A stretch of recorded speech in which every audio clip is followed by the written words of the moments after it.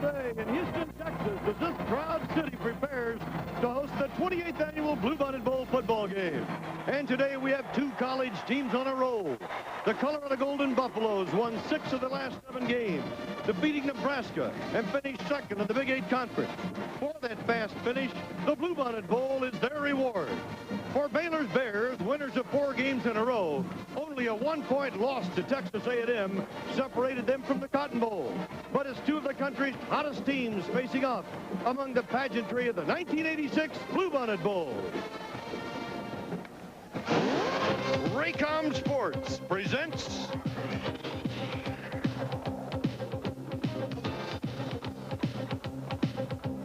the 1986 Bluebonnet Bowl football game. Live from Rice Stadium in Houston, Texas. It's the Colorado Golden Buffaloes of the Big 8 Conference facing the Baylor Bears of the Southwest Conference in the 28th annual Bluebonnet Bowl football game. A live presentation of Raycom Sports. This is Rice Stadium in Houston, scene of the first Bluebonnet Bowl game 28 years ago, and the site of today's battle between Colorado and Baylor. Hello again, everybody. I'm Merle Herman to call the play-by-play and to analyze the action, the former linebacker Kevin Kiley. Kevin, we talked about these teams being on a roll.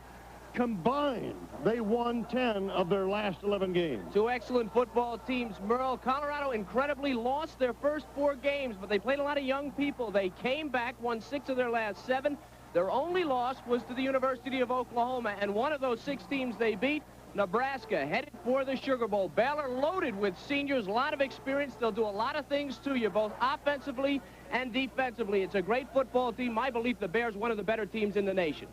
Who are the key players for Colorado? Well, for Colorado, they've got a baby Buffalo, a freshman running back, O.C. Oliver. He's only the second Colorado player, freshman, ever to lead the team in rushing. He does a lot of things. He'll be the pitch man out of the wishbone most of the time, but he'll throw a pass now and again. Barry Remington on defense, excellent linebacker, great player, all conference. And what Baylor will do, they'll put a lot of pressure on your linebackers. Remington's going to have to lead that defensive unit. They're going to have to be all over the field against Baylor. And the key players for Baylor? Well, you got to start with Cody Carlson, great quarterback. He holds so many of Baylor's records. But the thing he does best, he uses his whole offense. He diversifies. He'll get it to all the receivers. He'll call the plays. He'll check off at the line of scrimmage. He's a leader, and he's the guy they'll look to do the job offensively. Thomas Everett, All-American in the defensive secondary, a safety that really leads this defense. He does a great job. He'll be the lane runner, the guy that's got to fill the lanes on the option, the wishbone, against Colorado. He needs to have a good game. So does the Baylor defense. But it's Bears and Buffaloes. It'll be a good one. Only 8 points separated Colorado from a 9-2 record. Only 10 points separated the Baylor Bears from going undefeated 11-0. We'll be back after these messages from your local station on the Raycom Sports Network.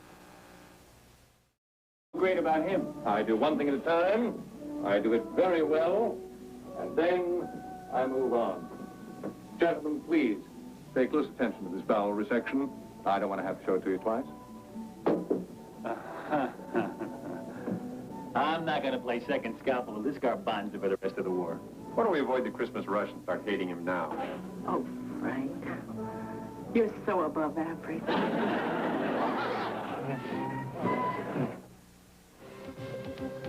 Today's Bluebonnet Bowl football game is brought to you by Budweiser, Beechwood Age for that clean, crisp taste. This Bud's for you. And by Visa, accepted worldwide for shopping, dining, and travel. Visa, it's everywhere you want to be.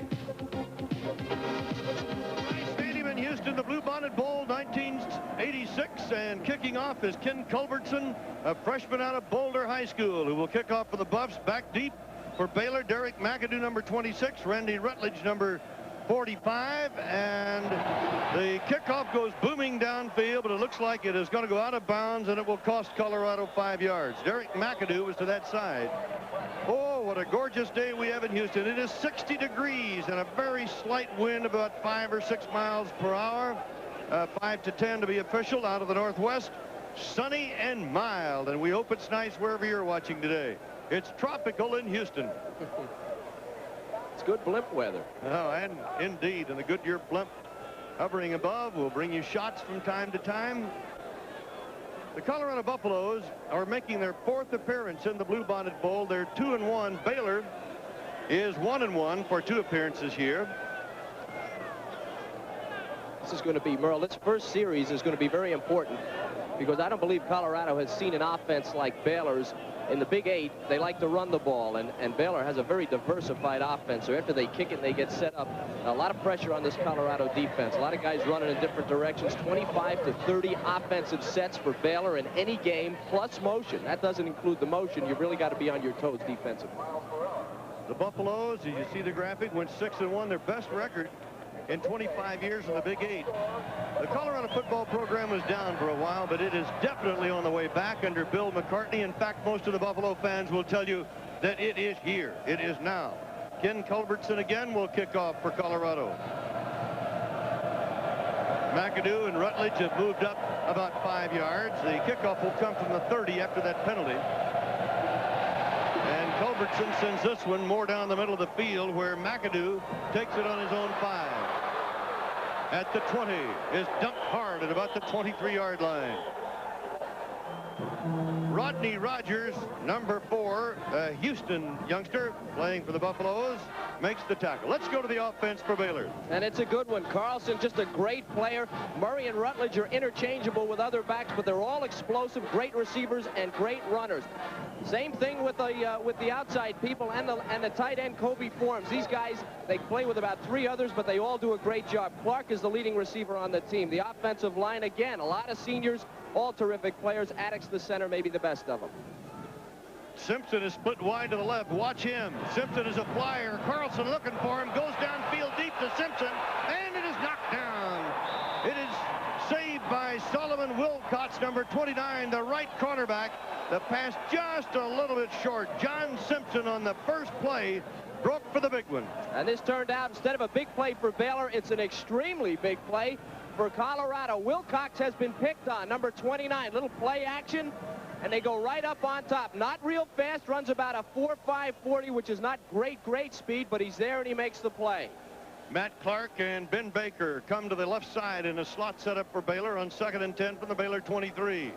Carlson to throw again, and it is incomplete, almost picked off. Ben Baker, the intended receiver. Mickey Pruitt, 19, the strong safety, had the coverage. And let's look at that tough Buffalo defense. Maybe the best defense that Baylor has faced all year. Rappold gives the best interview in America, and he's a pretty good middle guard, too. Koch is the pass rusher, a great player, very tall. The linebackers, you won't find a better unit. Remington, DeLuzio, great players. Schubeck was the MVP, and the defensive backfield will be tested. Pruitt is a killer. He's a linebacker type, and he'll come up and pop you. Bobby Jack Goforth, number 7, comes in as a wideout for Baylor. He splits to the left side. Matt Clark goes to the right side. 3rd and 10, Baylor 23. And we have a whistle and a flag is thrown at the 30-yard line. It's going to delay of the game. Time. Yeah, that's too much time, and that's important for Colorado already. The officials, Bob Carpenter is the referee, Scott Dawson the umpire, the head linesman Charles Neely, William Looper Sr. is the field judge, the line judge is Bo Menton Jr., side judge James Knight, the back judge is Bob Sandell Jr. All the officials are from the ACC. The timer is David Neely.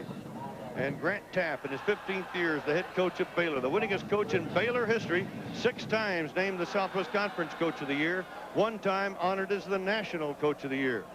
Davis is in now as a wideout. Clark is in there. And Chase is in there. Chase back from an injury. 3rd down, 15. Carlson in the pocket, throws a wobbly pass, but it is hauled in on the 39-yard line by Darnell Chase, and he is dropped by Solomon Wilcox, and Baylor gets out of the hole with a 1st down on a 21-yard pickup. Chase and Simpson could be keys in this game. Both of them are tracksters. They're very, very fast. The 400-meter relay team finished 3rd in the nation, and he finds a dead spot in the zone. Now, Colorado playing a zone. You see how Chase gets right in that dead spot, and Carlson, not a great pass, but complete to Darnell Chase. Now, Colorado will stay in his zone most of the day and just pound these guys when they catch the ball. It's really the best way to defense Baylor. Leland Douglas splits out wide to the right. Baylor goes to the first run with Randy Rutledge, and Don DeLuzio, number 49, the inside linebacker from Arvada, Colorado, knocks him down on the 41-yard line, and they pick up 2. It'll be 2nd and 8 for the Baylor Bears. We're just underway in the 28th annual Bluebonnet Bowl game, and that is Bill McCartney in his 5th year as the head coach of the Buffaloes, completing the best season in 25 years in the Big 8 Conference. He was named unanimously as the Big 8 Coach of the Year a year ago, and this year had the most improved team in the nation. That's his career record at Colorado, but he has the Buffaloes on the roll. Very deceiving record. Very young team, and he's bringing them along. 3 wideouts in the game now for Baylor on 2nd and 8. Carlson right over the middle to a wide open man. Murray coming out of the backfield. He struggles for the first down. Is dropped near the 49. It'll be very close. And the stop made by Don DeLuzio, number 49, the 6'2 junior at 225 pounds. The Buffaloes are not kidding themselves in this game that they can stay man-to-man with all these receivers and all the things that Baylor does. So what they're going to do, they're going to play a zone, drop their linebackers off, and try to keep it in front of them. Keep all these receptions in front of them, and then go after the receivers after they catch the ball. Make Baylor drive down the field, use a lot of plays, try to get a turnover. Matt Clark, the split end, is now the quarterback in this power I formation on short yardage for Baylor. Something they do all year, but a flag goes down as the play got underway, as the handoff went to McAdoo, but the whistle was blown before the play really got started. And we have another delay of the game call against the Baylor Bears. Well, remember, it's been a while since these two teams have played, and with all the substituting that Baylor does, and they bring in a lot of people, they'll change lines, complete units. You saw a short yardage unit. Your timing sometimes gets off a little bit, and not just timing as far as the play goes, but timing getting on and off the field. And it cost them 5 yards.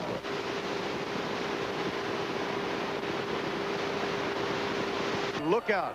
They can really fly. 3rd down, about 6. Carlson having to run out of the pocket, looking upfield, dives for the first down, and he is going to be close, but I believe he missed it. Barry Remington, number 40, the inside linebacker out of Fairview High School in Boulder, made the hit. All right, they wanted to go to Rutledge here coming out of the backfield.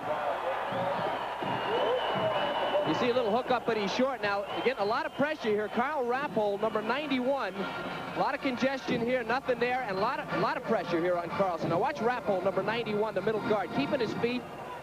And Cody's going to pull it down, and the Colorado defense covers up. That's good defense. Again, that zone against all those backs doing a job. 4th and 1, Jim Mueller out of Plano, Texas. Punts it high. It comes to the near sideline and goes out of bounds and will be marked at about the 17, but there was a flag thrown back, and we have an indication of a roughing the kicker penalty. That's exactly what it's going to be, Merle. It's going to be roughing the kicker. So Colorado puts itself in a hole there by getting that penalty. Otherwise, they would have had the football in fair field position anyway. And now the ball is going to be moved out to the 40s, or down to the 47-yard line of Colorado, and Baylor will have a 1st and 10 there. Well, it's going to be Conley Smith, number 36 for Colorado. You got to take a better angle than this. He knows, he tries to stop himself. That's why they have a penalty there to protect that kicker, and it's a big one here on Colorado. A good defensive series, and instead of getting the ball, they give it back to Baylor. This Colorado team is so well drilled that it makes very few mistakes. An excellent football team. Reverse. It is Chase going to the outside, cuts inside, doesn't get a lot, runs all over the field, maybe winds up with 2 yards as David Tate, the left cornerback who started all 11 games this year for the Bucks, number 23, gets him down. Well, Colorado very aggressive. This is a good call by Baylor. Colorado's a very aggressive team. See how they follow it? They follow the action going that way. Now Chase coming the other way. Kurt Koch, who's about 260 billion pounds, can't make the play, but he gets Chase to get almost out of bounds, and everybody else covers up there. But Koch did a good thing. He stayed home. He's a great player. Rushes the ball very well against the pass, rushes the passer very well, but also stayed home on the reverse, and he made the play. 2nd and 8 on the 45-yard line of the Buffaloes. We have 11:42. Well, I wouldn't know. I'm not familiar with it. Houston, Texas. On the slant, Murray runs it inside the 40. He's dropped near the 38 by Don Deluzio, number 49, the junior linebacker. Gain of 6 on that one. Guy we talked. See how he keeps his hands right there on the offensive guy trying to block him. It gets in on the tackle. Now, he's a key here. The one thing that Colorado really can't afford to have happen is for Baylor to run the ball consistently and gain a lot of yardage. They don't want to have to commit people to the run. If they do that, it's going to break their pass coverage down, and Baylor will kill them. 3rd down and 2 is the call for Cody Carlson and the Baylor Bears. On the option, it goes to Rutledge, and fine defensive work by Solomon Wilcox, number 29, the right cornerback from Rubidoux, California, who throws the ball carrier for a 2-yard loss. And remember where this team came from. Colorado's from the Big 8. When you think about the Big 8, who's the champion? Oklahoma. They didn't do a bad job against Oklahoma. They lost the game 28-0, but they did a pretty good job against the option. They've seen the option. They know how to defend it. After a loss of 2, 4th down 4, and the punt is away by Mueller. Ferrando calls for a fair catch and takes it just outside his own 10-yard line. A kick of 31 yards. We have a timeout in Houston. 10:22 to go in the first quarter, and no score. We're in Houston proud as Colorado takes over at its own 10-yard line. First offensive series of the day. Mark Hatcher, number 6, will be at quarterback, the junior from Pasadena, California. And we have a holdup here for a moment. Steve Grumbine will not start defensively now for Baylor. We'll check the rest of that Baylor defense in a moment. Ferrando is split out wide to the left side. Marcus, one of the running backs, and Kissick, the fullback, gets the call and doesn't get a whole lot. As Ray Berry, the All-Southwest Conference linebacker, Defensive Player of the Year, makes the tackle. Let's go now to the offense of Colorado. Hatcher, very strong runner, got a strong arm. Kissick is playing in place of Weatherspoon, who did not make the trip. That could be a loss for Colorado. We talked about Oliver. He's a great, great runner. Embry, one of the better tight ends in the country, but this is not a passing team. And the offensive line, Eric Coyle, is a super center. The wishbone for the Buffaloes on 2nd down and 8. And on the pitch, the ball goes to Michael Marcus. And Marcus shakes one tackler on the corner, gets up near the 18, where Ray Berry, the linebacker, number 57, out of Cooper High School in Abilene, Texas, makes the hit. Gain of 6 yards on the play. You got to stop it up the middle, and then you've got to stop it at the corner. And if you don't stop it, make that quarterback pay. Number 6. He's paying, and he's paying early, but they get it out to Marquez. Here he goes, number 20, and a good block at the corner for a good gain. Colorado must run the ball today. Double tight ends now. Marcus and Embry, and the defense reacts on Oliver. Led by Ray Berry again. A yard loss on the play. Aaron Grant, 43, the middle linebacker. Terry Crouch, 54, the right tackle for Baylor, all there on the stop, and it's 4th down for the Buffaloes. Trey Crouch, great player for Baylor. You know, there's so many guys on this team, on this seniors, offensively and defensively. Great players get lost. This is one of them. He's a super player, but he's playing with some All-Americans back there. And on the Baylor defense, they are just sprinkled with great players. Speaking of All-Americas, consensus All-America, Barry Helton, the punter, is back deep for the Buffaloes from Simla, Colorado. And he belts it downfield. It is Thomas Everett at his own 36, calling for the fair catch and taking the ball there. So Baylor will put the ball in play on its own 36-yard line at this possession, a kick of 46 yards. Back after these messages from your local station on the Raycom Sports Network. The Bears of Baylor, with Douglas going wide to the right side and split to the left side. Matt Clark and Cody Carlson at quarterback put the ball in play at their own 36-yard line. No score in this one. We're in the first quarter. Play action with Carlson on the option he keeps, and is dumped hard on the 41 by Solomon Wilcox, number 29 from Rubidoux, California. This is a copyrighted presentation of Raycom Sports, and any use of the pictures, descriptions, and accounts of this game without the express written consent of Raycom Sports is prohibited. And that is Ralphie. It's Miss Ralphie. Yes, Miss Ralphie. that's a young lady there. Yes, the Buffalo mascot. Carlson from Churchill High School, San Antonio, a school that produced a lot of outstanding collegiate football players. And that run is by Murray is going to get maybe one. Wayne Rafferty, 89, who's now playing the left inside linebacker spot, makes the tackle. The book on Cody Carlson, that's a pretty impressive record. Yeah, a lot of records. He's got them all at Baylor. He's a great player. He played part-time, too, for most of his career. And this year, he plays part-time this year. They use a lot of people at Baylor, and they'll switch quarterbacks in and out, too. It'll be third down and 3 on this play.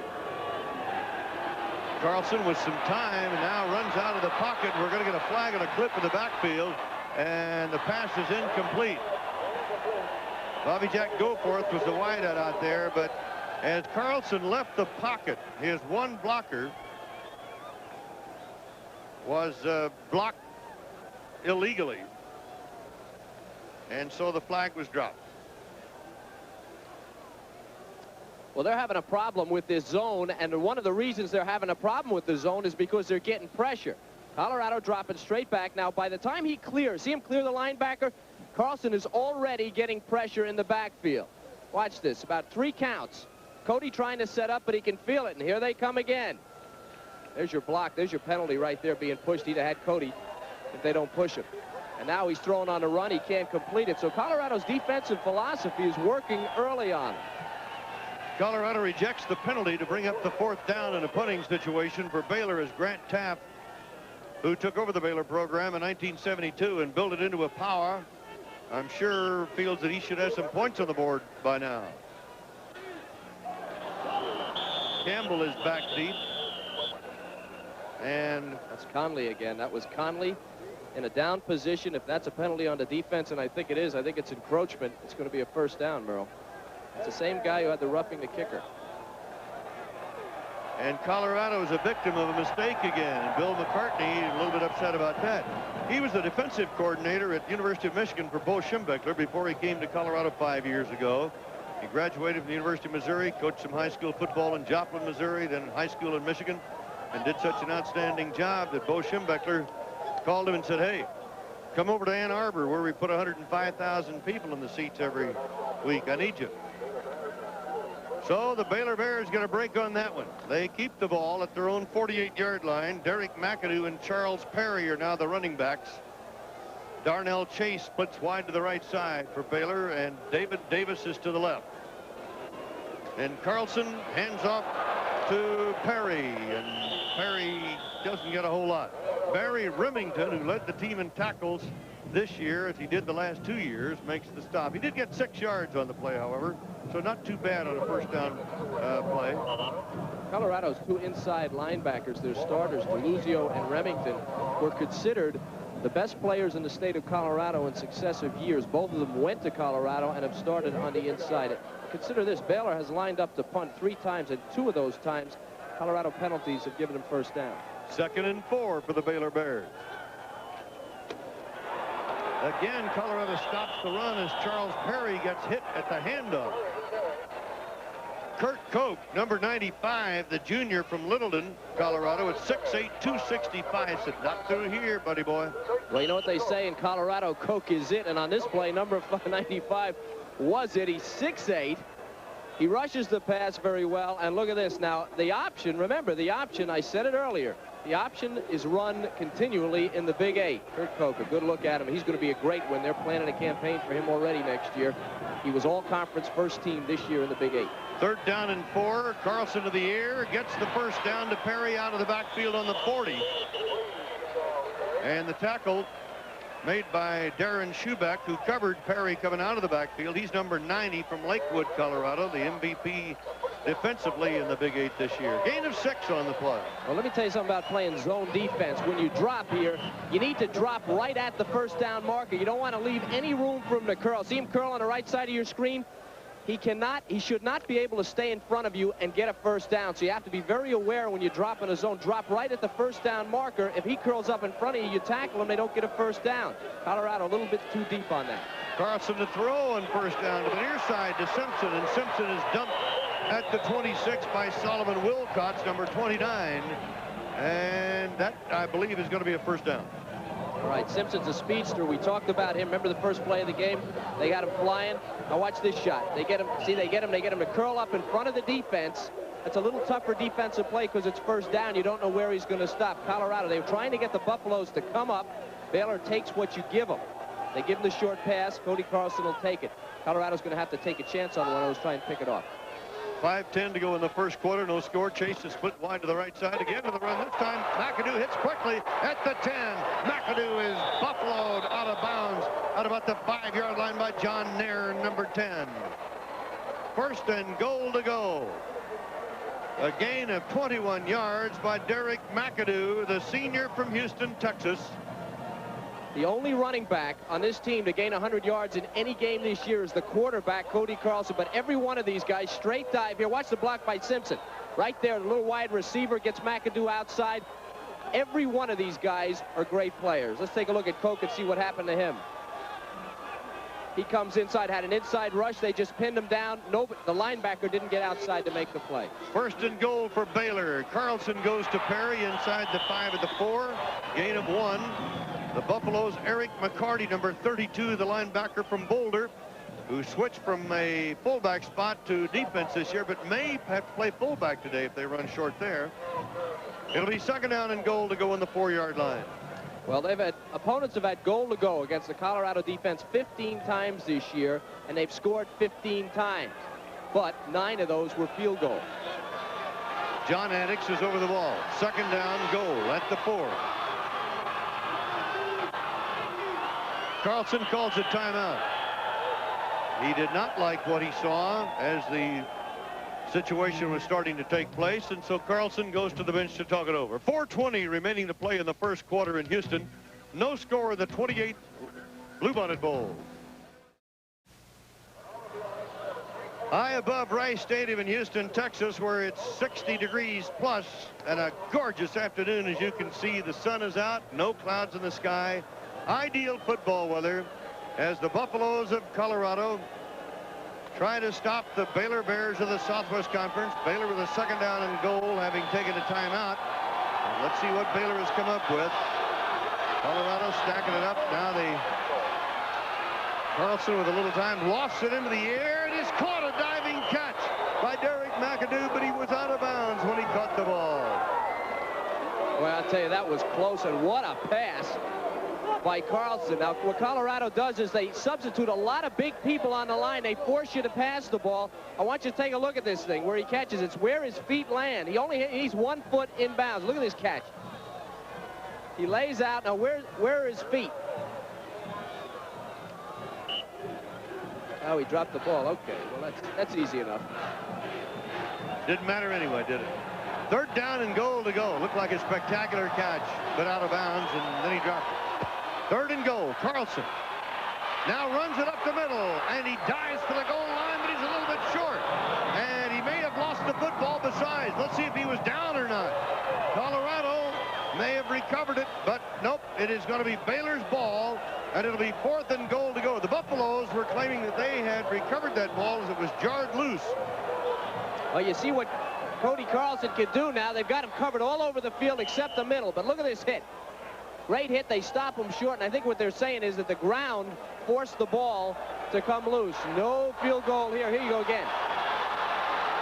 Yeah, he was down. All right, over the top goes McAdoo. Touchdown Baylor, but he lost the ball, but he was into the end zone. The ball came loose, but he had broken the plane into the end zone. Baylor is on the scoreboard. What a hit at the line. What a hit at the goal line there. And he must have just broken the plane. Tremendous defensive hit. So Baylor leads it by a score of 6-0 as Derek McAdoo, the senior from Houston, scores his 4th touchdown of the year. Derry Seiler out of Wichita, Kansas, will go for the extra point try. Matt Clark will hold it for Baylor. And Seiler is through the middle of the uprights for the 30th time in 32 attempts this year. Well, McAdoo had the high school record, 7-1 in the high jump when he was in high school. Remington jacks him up, but the ball's over the line of scrimmage. He was over the goal line. He was a walk-on at one time. Here from the side, we'll see. Remember, this guy could high jump 7-1. He doesn't get quite that high. There, the ball is over right there before Remington lays him. What a hit. Lays him out, but that's 6. So Baylor leads it by a score of 7-0, and we'll be back after these messages from your local station on the Raycom Sports Network.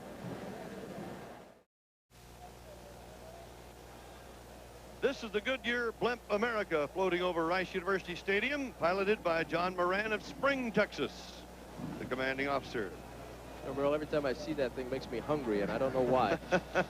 It's just so much of it. Looks like you should take a bite out of it. Hey, every time we walk by a restaurant, you're hungry. Mark Mailer will handle the kickoff chore. M.J. Nelson is back deep.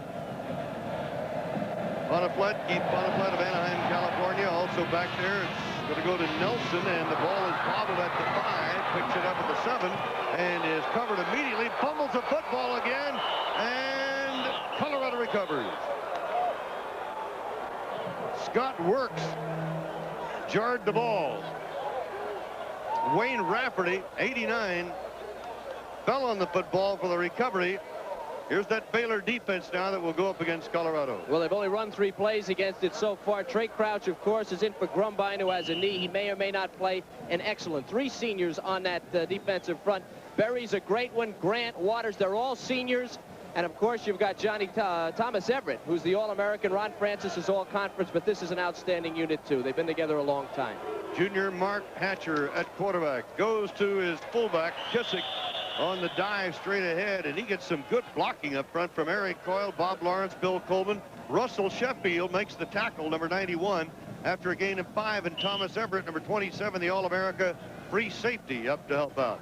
We talked about Kissick is the backup fullback, if you will. Anthony Weatherspoon was the number 1 fullback, a much bigger player and a very tough guy, an emotional leader. He's not here playing in the game today, and they're really going to be hurt in Colorado if they need short yardage. He was their short yardage guy. Slot to the left side, and the handoff will go to O.C. Oliver.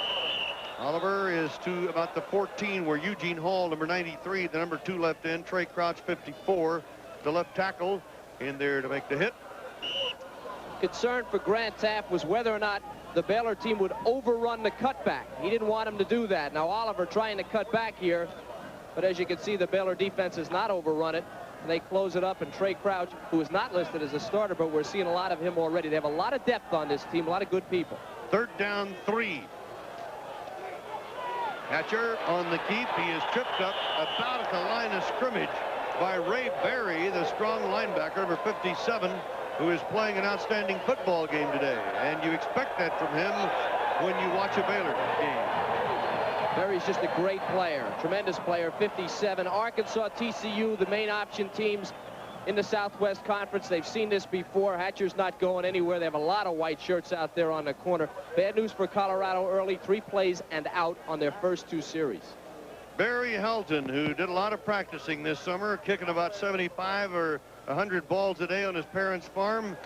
All-America punter, kind of shanks this one. He hopes he's going to get a roll off of it. He does get a bit of a roll as it goes inside Baylor territory and out of bounds on the 47-yard line.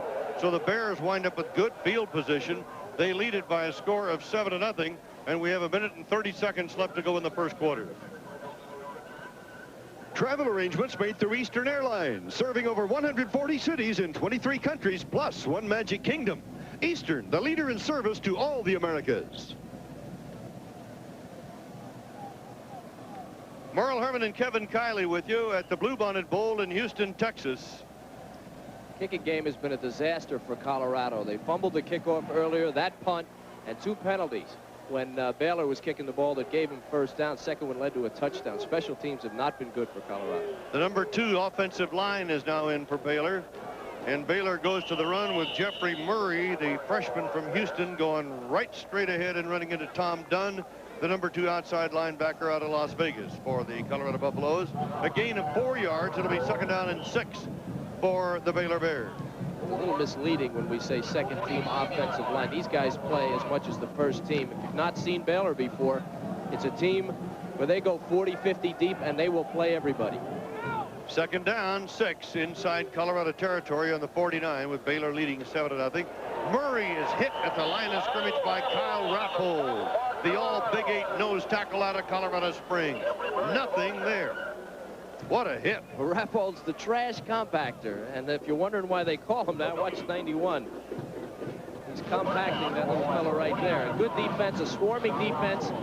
don't go away. This Colorado defense can turn the ball over for you, and they can get you going in the wrong direction in a hurry. It's a great, great defense. Their problem here is whether or not they can run the ball against the Baylor defense. 3rd down and 6 for the Bears. Chase and Davis are in as wideouts. Murray comes in motion to the left side. And Carlson goes right over the middle, incomplete to Randy Rutledge. And he took a hello there pop from Eric McCarty, number 32, the inside linebacker. Boy, you got to be impressed with the defensive ability and the execution of the Buffaloes of Colorado. This is a very tough football team. And the thing you admire so much about the Buffaloes, as you alluded to at the outset of the ball game, Kevin, they lost their first 4 and then never quit and just came back to become an outstanding team. And that's one of the reasons on the block punt by Colorado. Knocking the ball out of bounds on the block punt on the 42 is Steve Beck, number 15. Turns it over for the Buffalo. Well, we just talked about this defense. They keep coming. And Merle said it. You don't lose 4 straight and wind up in a bowl game because you're quitters. Watch Beck. Now they take the right angle on this. No roughing the kicker. Beck could almost caught that thing. It doesn't go out of bounds. Somebody picks it up and they're gone with it. Now this is what Colorado need, a little bit of field position. They can open up their offense a little bit. They are very conservative offensively. They've only thrown the ball 87 times. Coming into today, they were sacked 10 of those times. They don't like to put it in the air. Ferrando is split wide to the left side. 1st and 10 on the Baylor 39. Colorado trailing 7-0. And we have flags dropped as the quarterback Hatcher goes right down the middle, incomplete to O.C. Oliver. But the flags were thrown as the play got underway, and we'll see what they're about. That's encroachment on the defense. It was a free one for Colorado. I'm sure of it. They're going to get 5 yards out of it, but they were an inch. And there you are, offsides. They were an inch from getting a touchdown on this. This is what they like to do, play action, and they would like to do it on 1st down when Baylor's not expecting it. Here's Oliver. Very tough to cover this against a wishbone team, and Hatcher, OC needed to be about 6 inches taller, and he'd have had that one. Oliver caught 2 passes for touchdowns this year. By the way, also threw one for a touchdown, a 52-yarder against Nebraska. Well, that was the halfback pass was the play that broke Nebraska's back. Ferrando and Carl are the wideouts.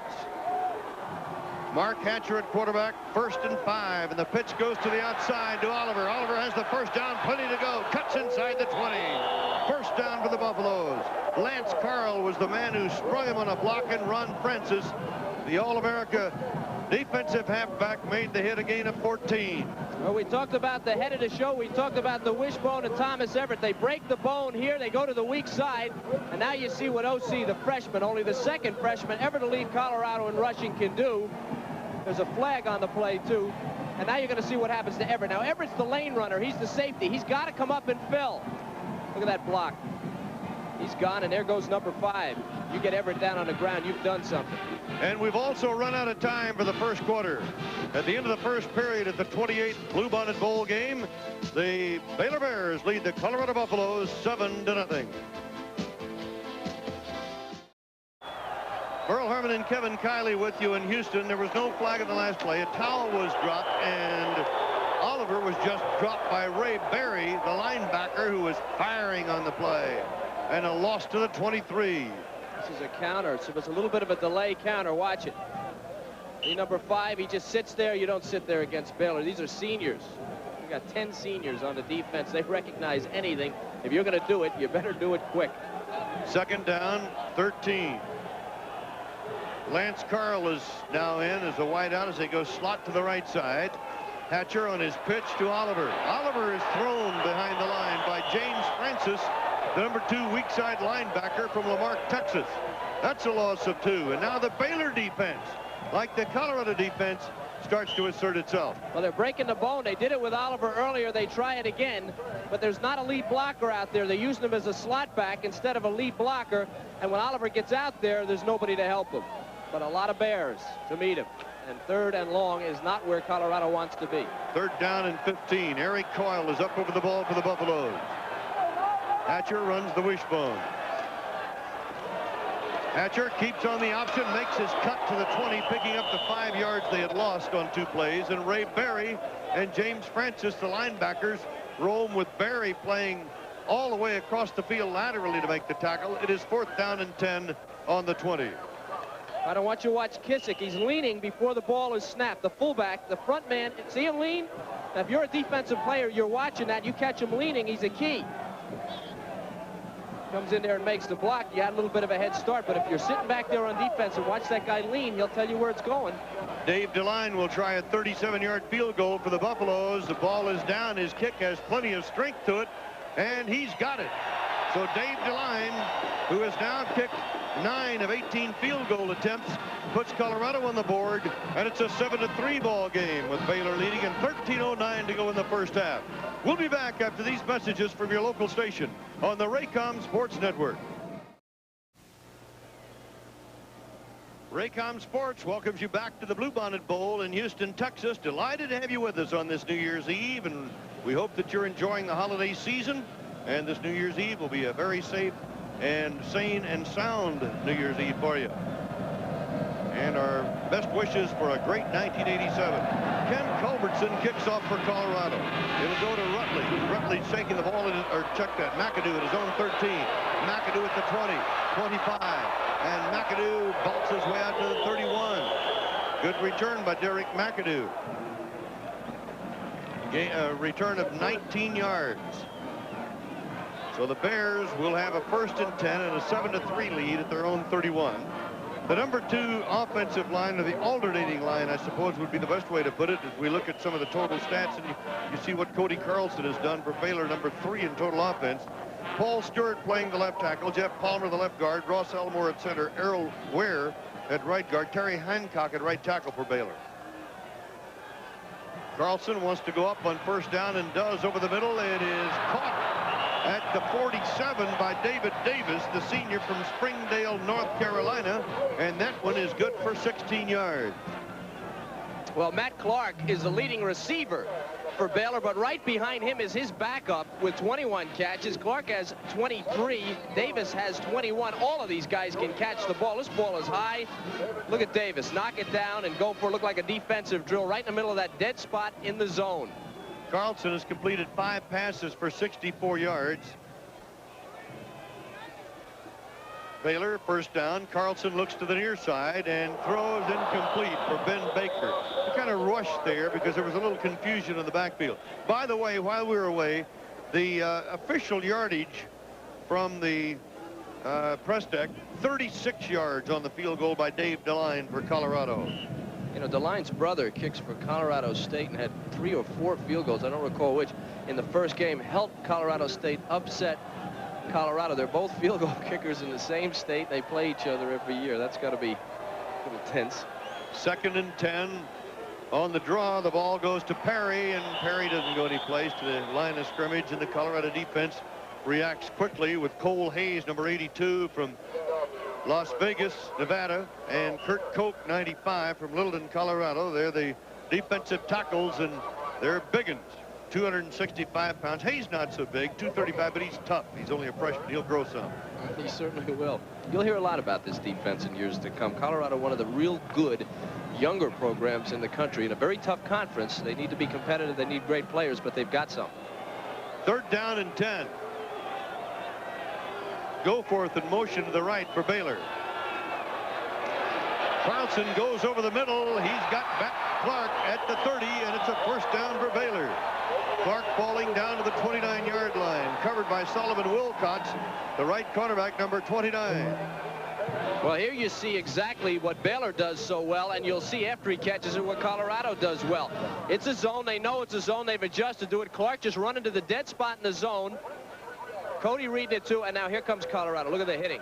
That's exactly what they need to do, but they've got to do it and keep these guys from gaining so much yardage. Good pass right into the dead spot, and then bang. Gain of 23, 1st down on the 29 of Colorado. Baylor leading it 7-3. Carlson doesn't see his primary receiver. Now he lofts the ball, and he completes it to Scott Huckabee, the tight end. And Huckabee found himself a little pocket where he could get loose, and Carlson spotted him, and he gets down to about the 15. This is a great defensive play. I want you to watch the defensive guy, Schubeck, on this. He's loosening up. See, Carlson can't get it to him now, and now watch how good Cody is. That's Schubeck. Schubeck did it as best as he could. but nobody came to pressure Carlson, and Carlson just kept his head and lofted it over. That's a great example of what two pretty good football players can do. Schubeck did the best he could. Carlson was one step better. They mark Huckabee stepping out of bounds on the 18-yard line where it's a first down. Carlson on the option, pitches to Perry. Perry being pursued and yanked down from behind by Rodney Rogers. Rodney Rogers out of Jesse Jones High School in Houston, the junior at Colorado. Rodney transferred from Houston, number 4, and he's going to come up. He's the lane runner like Everett is for Baylor. Watch 4 come into your picture and flying. He was here in Houston. He's now in Colorado making the play. That's exactly how you stop the option. Rodney knows it. And it was stopped right on the line of scrimmage at the 18-yard line, 2nd and 10. Simpson is out wide. Carlson looks for Simpson in the end zone. Picked off of the end zone by David Tate, number 23, the left cornerback. His 3rd interception of the year.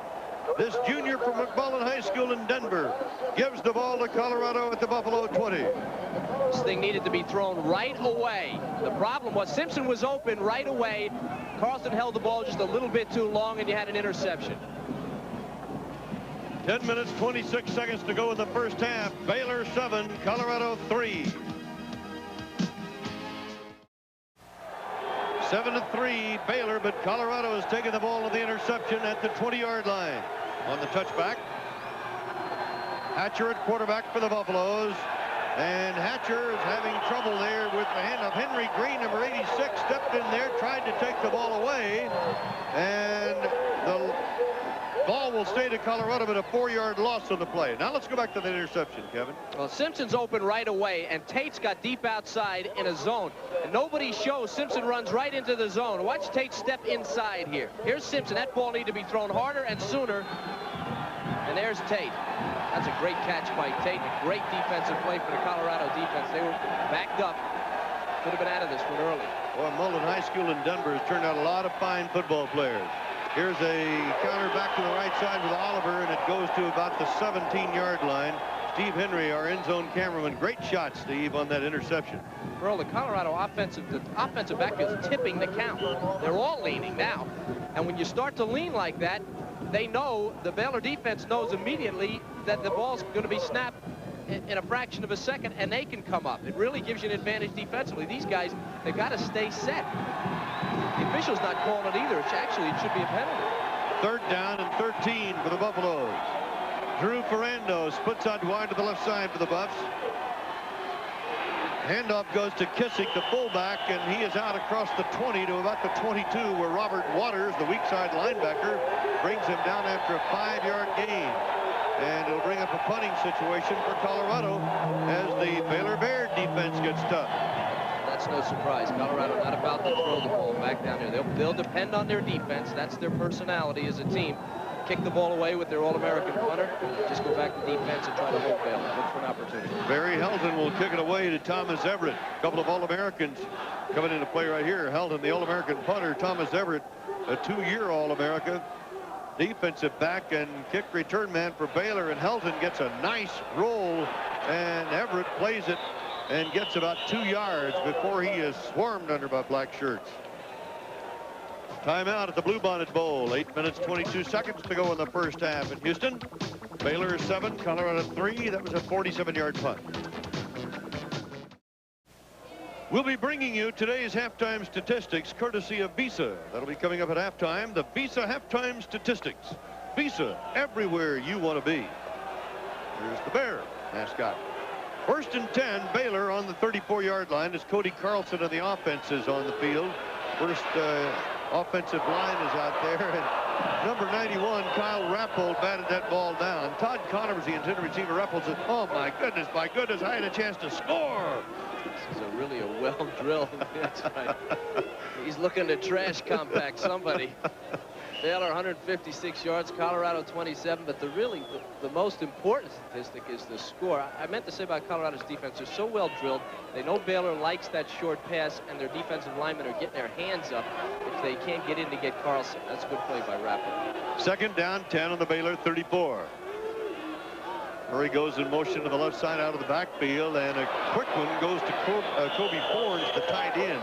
Barry Remington makes the stop on Kobe Fornes at the 41-yard line. They may mark that ball on the 42. They will.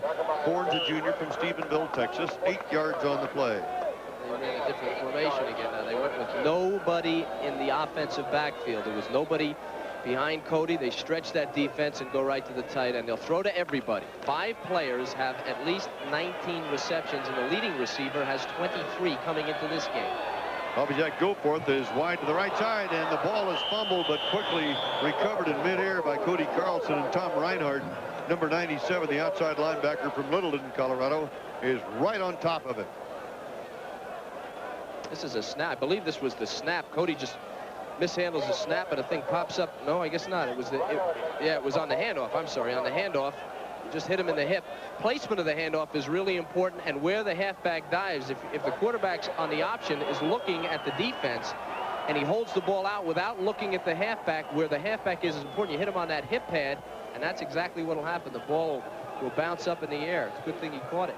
4th down, inches for a first down. Mueller kicks it away, and look at this baby hang up in the air. Jeff Campbell calling for the fair catch for Colorado at his own 11-yard line. It'll be the Buffaloes' ball there. A fine kick by Mueller of 46 yards. We'll be back after these messages from your local station. This is the Raycom Sports Network. In Texas, the 28th annual Bluebonnet Bowl football game. A beautiful stadium to watch a game from. First down on the Buffalo 11-yard line. And the new quarterback, Mark Walters, is now in the game and handles the ball himself and gets stopped at the line of scrimmage. May lost a little bit. Keith Rose, 56, the right end from Plano, Texas. And Trey Crouch, 54, from McAllen, Texas, stopped the play for the Baylor Bears. Well, difference in the quarterbacks. Hatcher is maybe, there's a look at Walters. 6'3", 180 pounds. He's a freshman, young guy. They really like him, think he's going to come a long way. Hatcher is a little bit stronger, faster, has a stronger arm, but Walters may be a little bit more elusive and more accurate. It'll be 2nd down and 11 with a yard loss on the play. Walters handles it and pitches and fumbled and recovered by Baylor as Keith Rose falls on the ball.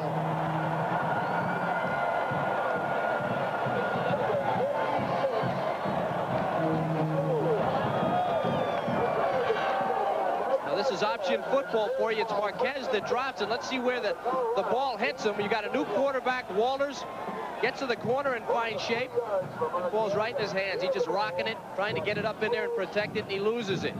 Baylor opportunistic, sitting right there from behind again. It's actually, the defense doesn't do this. The pitch is fine, and he's just rocking it. A little too much, comes loose. Bears have got it, and they've got it close to the Colorado goal now. It'll be 1st and goal to go for Baylor. This is the kind of team you don't need to give any breaks to. As Cody Carlson runs the Baylor offense on 1st and goal on the 8. And banging into the left side of the line is Derek McAdoo behind Joel Porter, number 65, the left tackle, and Kyle Lane, 58, the left guard. Barry Remington, the linebacker, on the hit and a gain of 3 and 2nd and goal, just barely inside the 5. And here's what Colorado does. They will replace a lot, as I said earlier, a lot of their quicker people with big people and try to protect against the run. And what that does for them is it forces the team to become predictable offensively. If you can't run it, you got to pass it, and they can look for the pass. Baylor should throw the ball. Baker is in motion, coming back to the right side for Baylor. The handoff goes to Perry and a straight dive, and he doesn't get too far. He's maybe close to the 2. Barry Remington again stopping the play. They'll give him 3 yards, and it's 3rd down and goal to go. Well, they're geared to the run, and Remington, the great linebacker, goal line defense is easy for a linebacker because you don't do a lot of fancy things. They're geared for this, and here's Remington standing right in the hole with a little bit of help.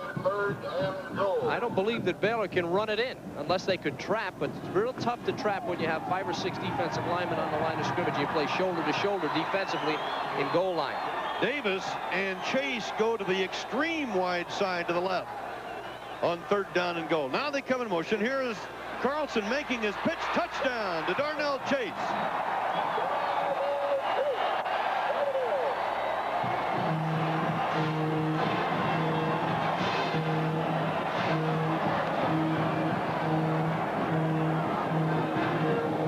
Well, that was a big play, and the accuracy, and I'll tell you what they did. They threw it across the formation. The strength and the accuracy of Carlson's arm is really what made the difference on that play. Terry Seiler will come in for the extra point try. That was an interesting formation, the way they set that up. They have a million formations, bro. They drive you crazy. And Colorado can't play a zone on the goal line. They had to go man-to-man, and it beat them. Terry Seiler for the extra point try. Clark puts it down. And Baylor now leads it by a score of 14-3. Key in this game, they're always going to get somebody open. Now, the key for Baylor is for Carlson to find him, and then look at him whip this thing across the formation, going out of bounds to Darnell Chase. That's just great quarterbacking and a good receiver running a good pattern, and Baylor's on the board. So Cody Carlson, 9 out of 17, 109 yards, 1 touchdown, 1 interception. 4:57 to go in the first half. 14-3 Baylor. Baylor takes advantage of the fumble, going in 8 yards for the touchdown. Mark Mahler will kick it off for Baylor. M.J. Nelson and Keith Boniflet are back deep for Colorado. It is going to Boniflet at the 5. He's across the 25 and then gets whacked hard by number 48, Bevan Poole, a linebacker by trade on the special teams. First down for Colorado on the 26-yard line. Remember to stay tuned to the end of today's game when we'll be presenting the Budweiser Player of the Game Award. That's coming up at the end of today's game. The Budweiser Player of the Game. Well, the Buffaloes had fumbled 45 times coming into this game. That's an average of over 4 a game. No surprise that they fumbled, but where they fumbled that ball, as you see, they take pride in that win over Nebraska, was very important. Straight ahead on the run goes Eric Kissick, and he gets maybe a yard. Mark Walters is the quarterback. Aaron Grant, number 43, the middle linebacker, made the stop for the Baylor Bears. Grant is a senior from Dallas. Steve Grumbine is now in the game for Baylor. One of the top prospects for the pros for the Bears. Consensus All Southwest Conference. Injured his knee against Texas, and they say it's fine. It's just a mental thing with him, whether or not he thinks it'll hold up. Second down. No flag dropped, and now Walters starts to run up the middle. Fumbles a football. Colorado recovers. Number 79, Pat Ryan, the left tackle from Hyannis, Massachusetts, fell on the ball, and we have a penalty indicated against Baylor. Defense for Baylor just doing a great job against Colorado. Watch 93 Hall, the defensive end. Now he knows he's looking this way to throw. Watch him get his hands up. And that drives him up the middle, and once he does, boom. Couldn't really pick up the guy who hit him, but whoever did gave him a good shot. It's going to be a penalty, though, here on personal foul on Baylor. They're going to get a first down. So the Buffaloes take the ball at their own 42-yard line after the penalty. The Buffaloes are trailing 14-3. 4 minutes left to go in the first half. Merle Harvin and Kevin Kiley with you. On first down yardage, Colorado has averaged 3.8. That's a critical statistic, Merle. There, that's a good statistic by the guys in the truck. Critical for them to do better. And on the dive straight ahead, Kissick gets out to the 45. Steve Grumbine, 77, the left tackle, making the hit for the Baylor Bears. Boy, by hook or by crook, most coaches will say, hey, we got to have 6 to 7 yards on that first down. Some coaches want to take the short pass to get that 6-7 yards for the first down. Field position, too, is important for Colorado. They've really only been deep in Baylor territory once, and they're just not that flamboyant a team. They're not going to do a lot of crazy things in their own territory.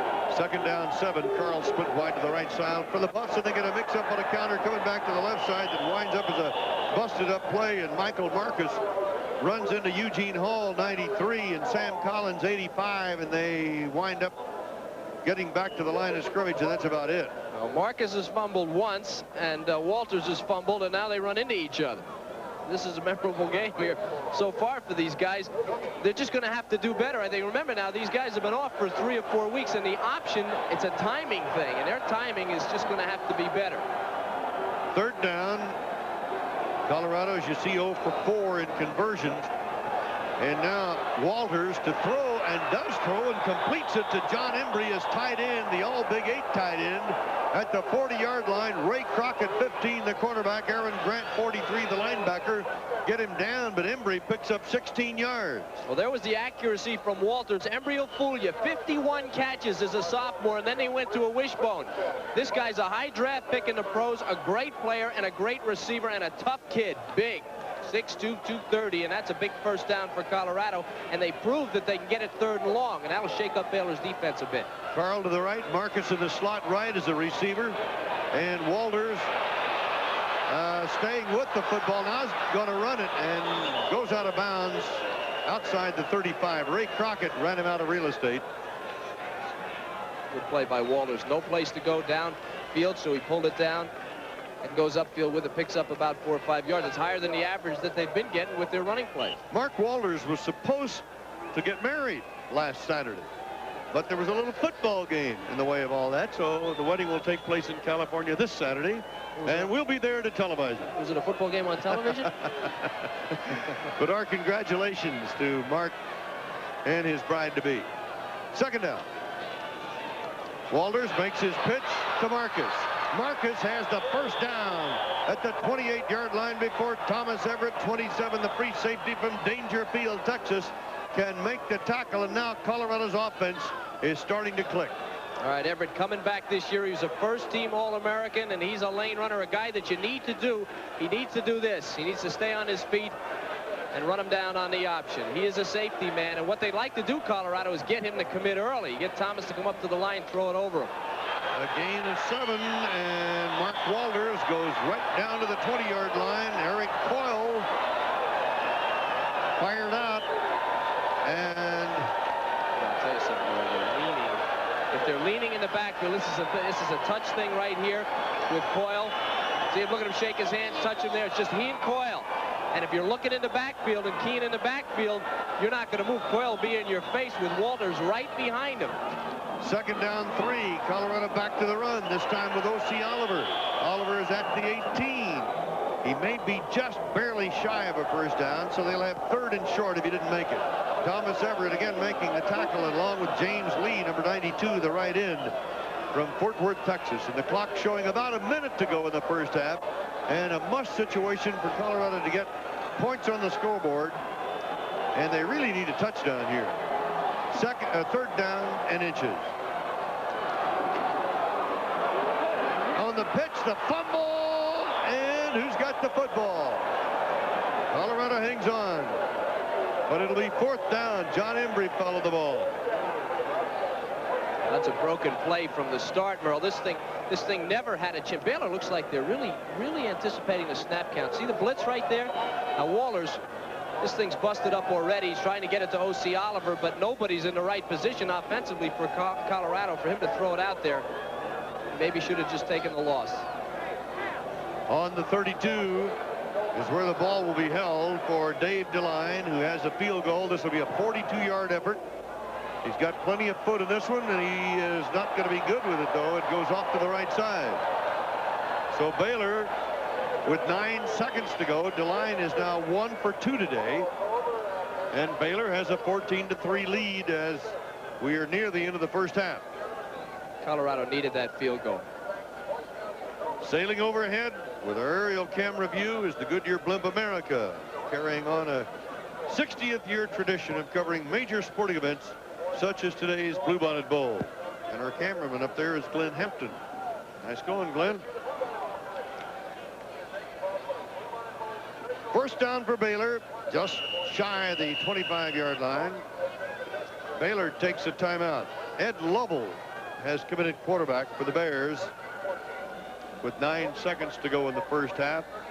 Boy, Colorado until the muff, if you will, really looked like they were putting that drive together and they would be able to go on in. Very impressive. Well, they don't do a lot of things, Merle, and yet they're impressive at what they do, but they don't do a lot of things. And you're playing against a senior defense. You're not going to fool them. I'll tell you, they are capable of trick plays. That little play where the touch play with the center, where Walters and Coyle just went forward. They also have their setbacks in the wishbone. One is left-handed and one is right-handed, and they will roll them from side to side, and they'll throw out of that formation. It's something they used against Nebraska. I'm sure Baylor is very sensitive to that. Cody Carlson, the quarterback, of the Baylor Bears, 9 out of 17, 109 yards. His coach, Grant Taft, feels that he's going to be a rather high draft choice in the NFL. Grant Taft has got a lot of guys in the pros. Now they're just going to kill the clock. Matt Clark came in there. Lovell had come in, and we have reached the end of the first half. So Baylor leads at halftime by a score of 14-3. And they did it with 7 points in the first half. And after Colorado came with a field goal, then Baylor took advantage of a Colorado fumble and went 8 yards. You talk about kicking games and mistakes. Now Baylor's on the board with 2 touchdowns. The first touchdown came as a result of a roughing the kicker penalty. The defense had stopped Baylor.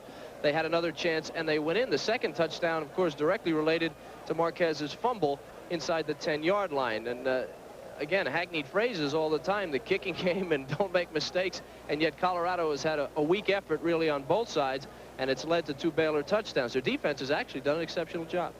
You mentioned something a couple of times, Kevin, which I think is key. There's a lot of time between the last game of the season and the bowl game, and this goes for all teams that are participating. We saw similar mistakes made in the Liberty Bowl where the timing was a little off. Well, option teams, I think, especially option teams, and I think Baylor, I think Colorado, it's hard to tell from up here. I think they were tipping their snap count. And when you tip your snap count and the defense gets that half a step, they're in the hole immediately.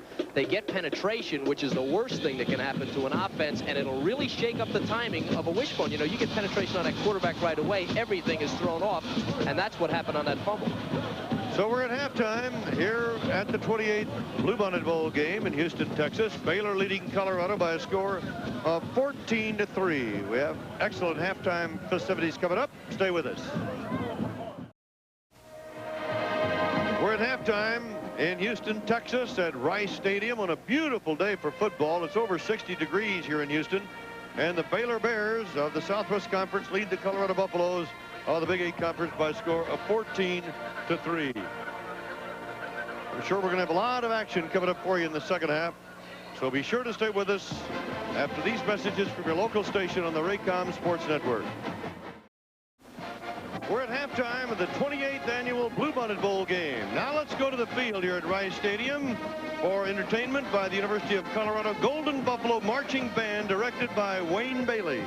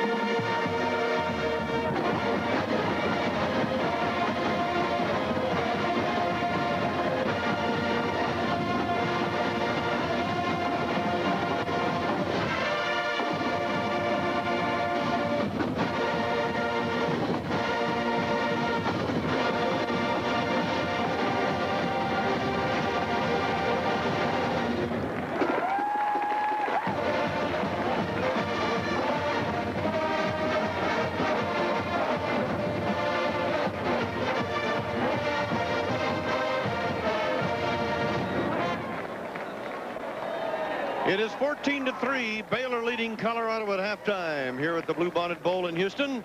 And we'll be back after this message from Visa.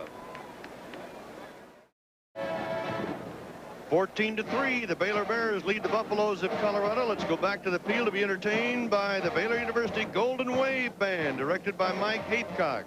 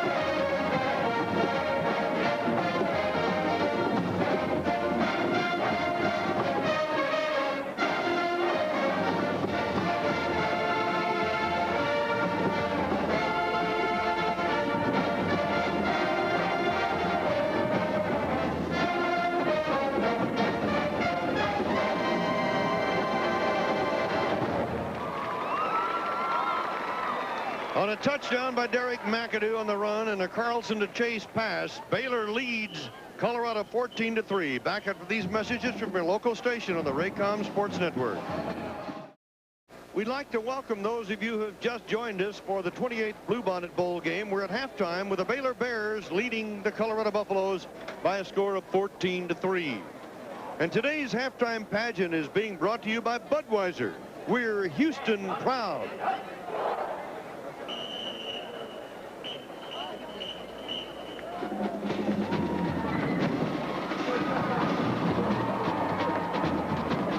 Ladies and gentlemen, the Bluebonnet Bowl proudly salutes the city of Houston. Under the direction of Dr. Ken Dye, band director at Rice University, the All-American Performance Team of Marching Auxiliaries of America, the mass bands from Heritage Festivals, and the Baylor University Band, we invite you to join in celebrating the great achievements of our city in a show entitled Houston Proud.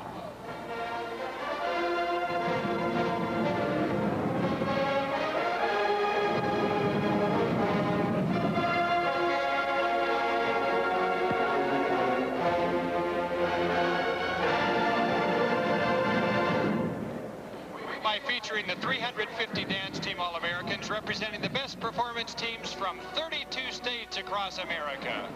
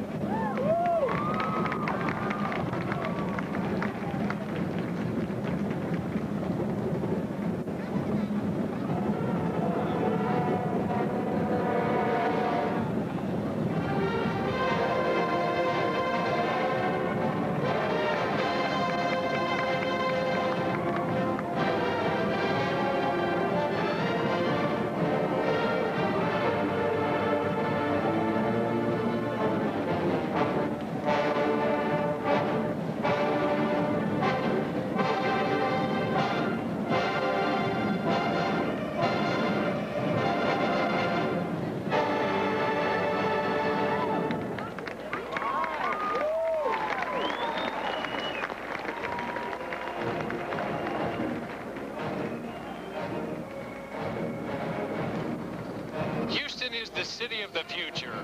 As the innovative center of high technology, medical research, and home of NASA, Houston is a pioneer in the future of America. And now the 300-member All-American Color Guard.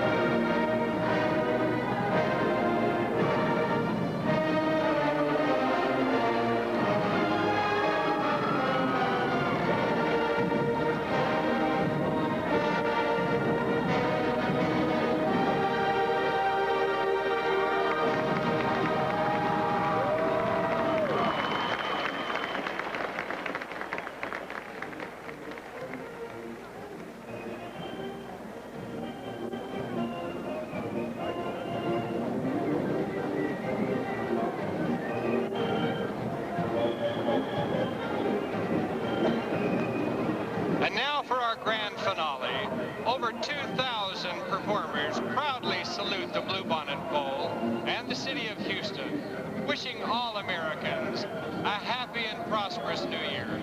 Join in and clap your hands to deep in the heart of Texas.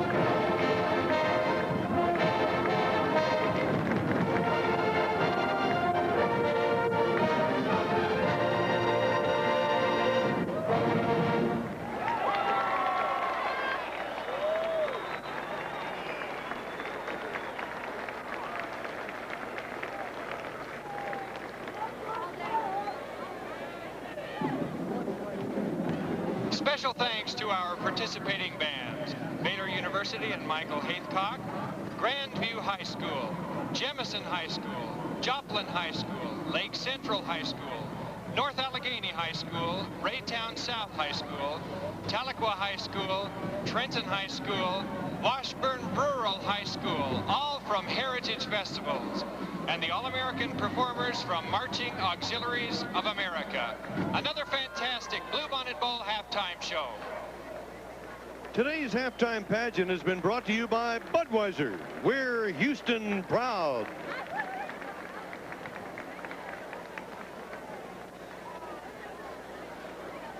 We're at halftime. Baylor leads Colorado by a score of 14-3 in the 28th annual Bluebonnet Bowl game from Rice Stadium in Houston, Texas.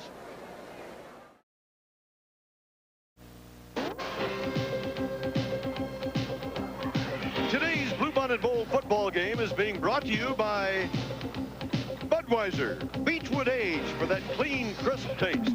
This Bud's for you. And by Mitsubishi, who invites you to test drive and experience the new 1987 Mitsubishi cars and trucks. Mitsubishi.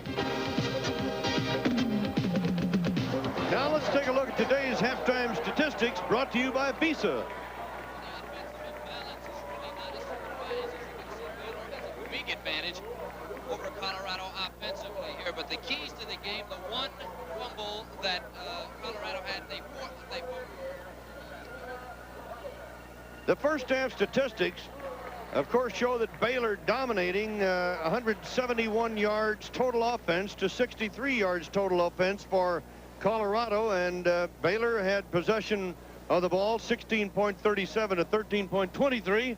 And Kevin, your comments now. And we still don't have Kevin on the mic. So let's go back now to how Baylor got started in this ball game. Derek McAdoo scored as Baylor lined up with a yard to go. And watch McAdoo go over the top. This came with 3 minutes and 34 seconds to go in the first quarter and put Baylor ahead by a score of 7-0.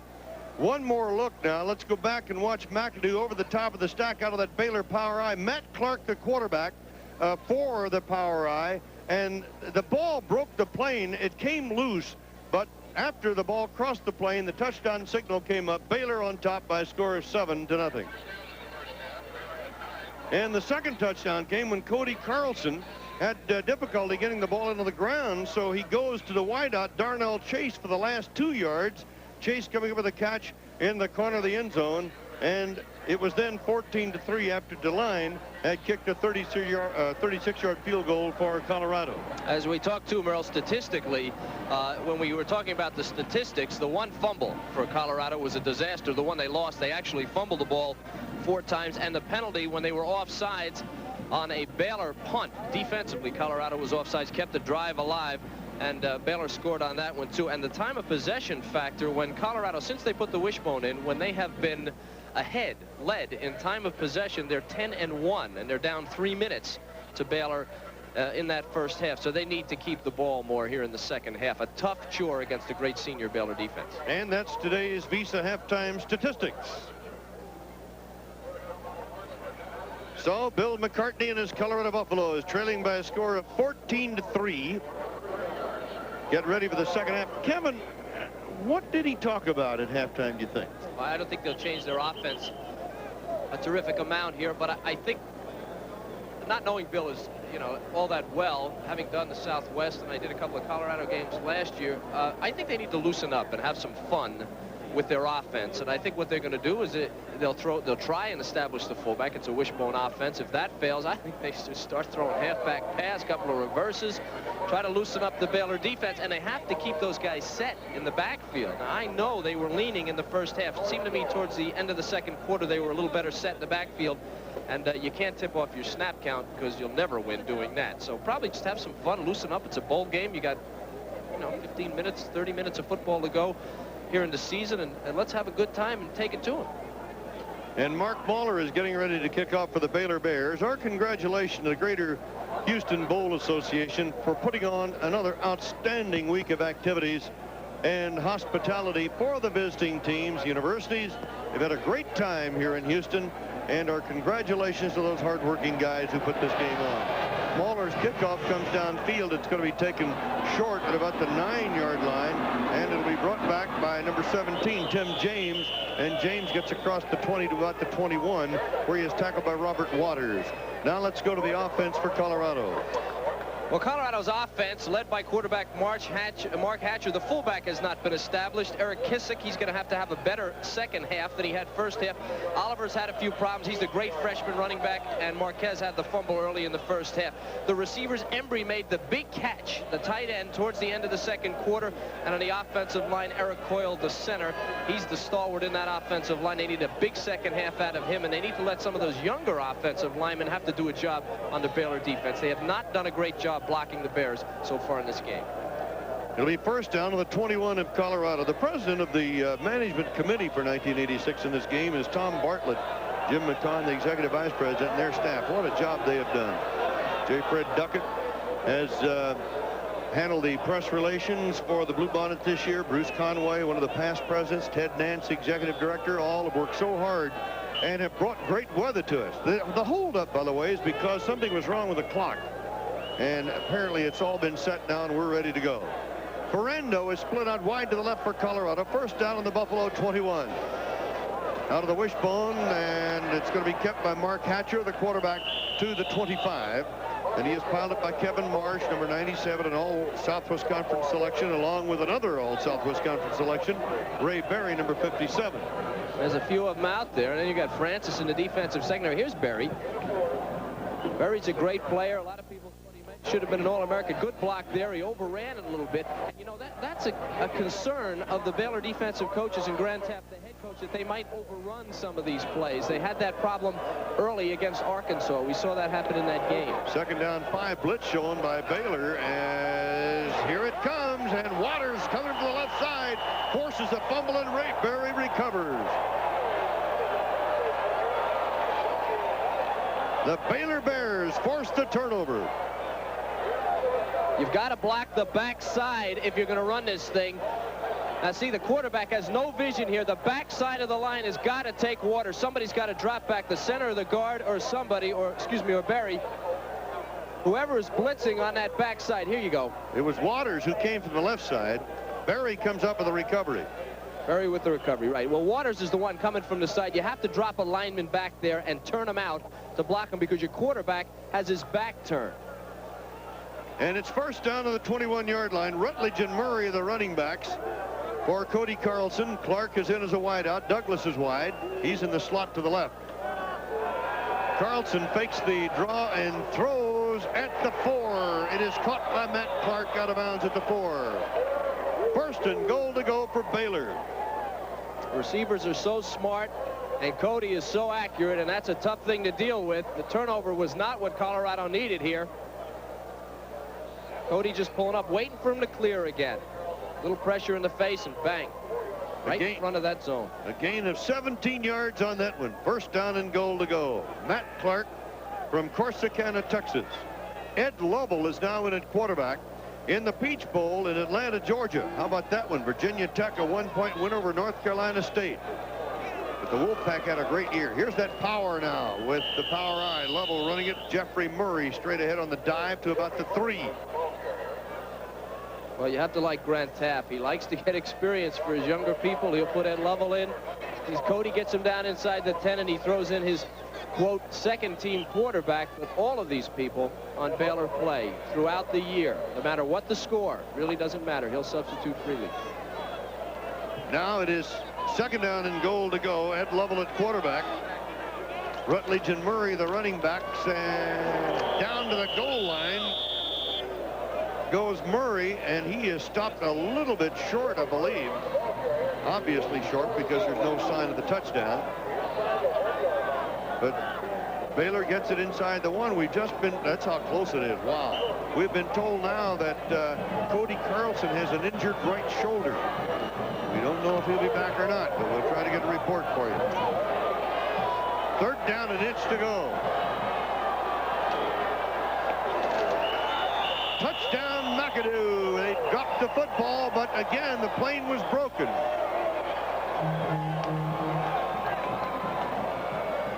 Derek McAdoo, his second touchdown of the day, his 5th of the year, the senior from Houston.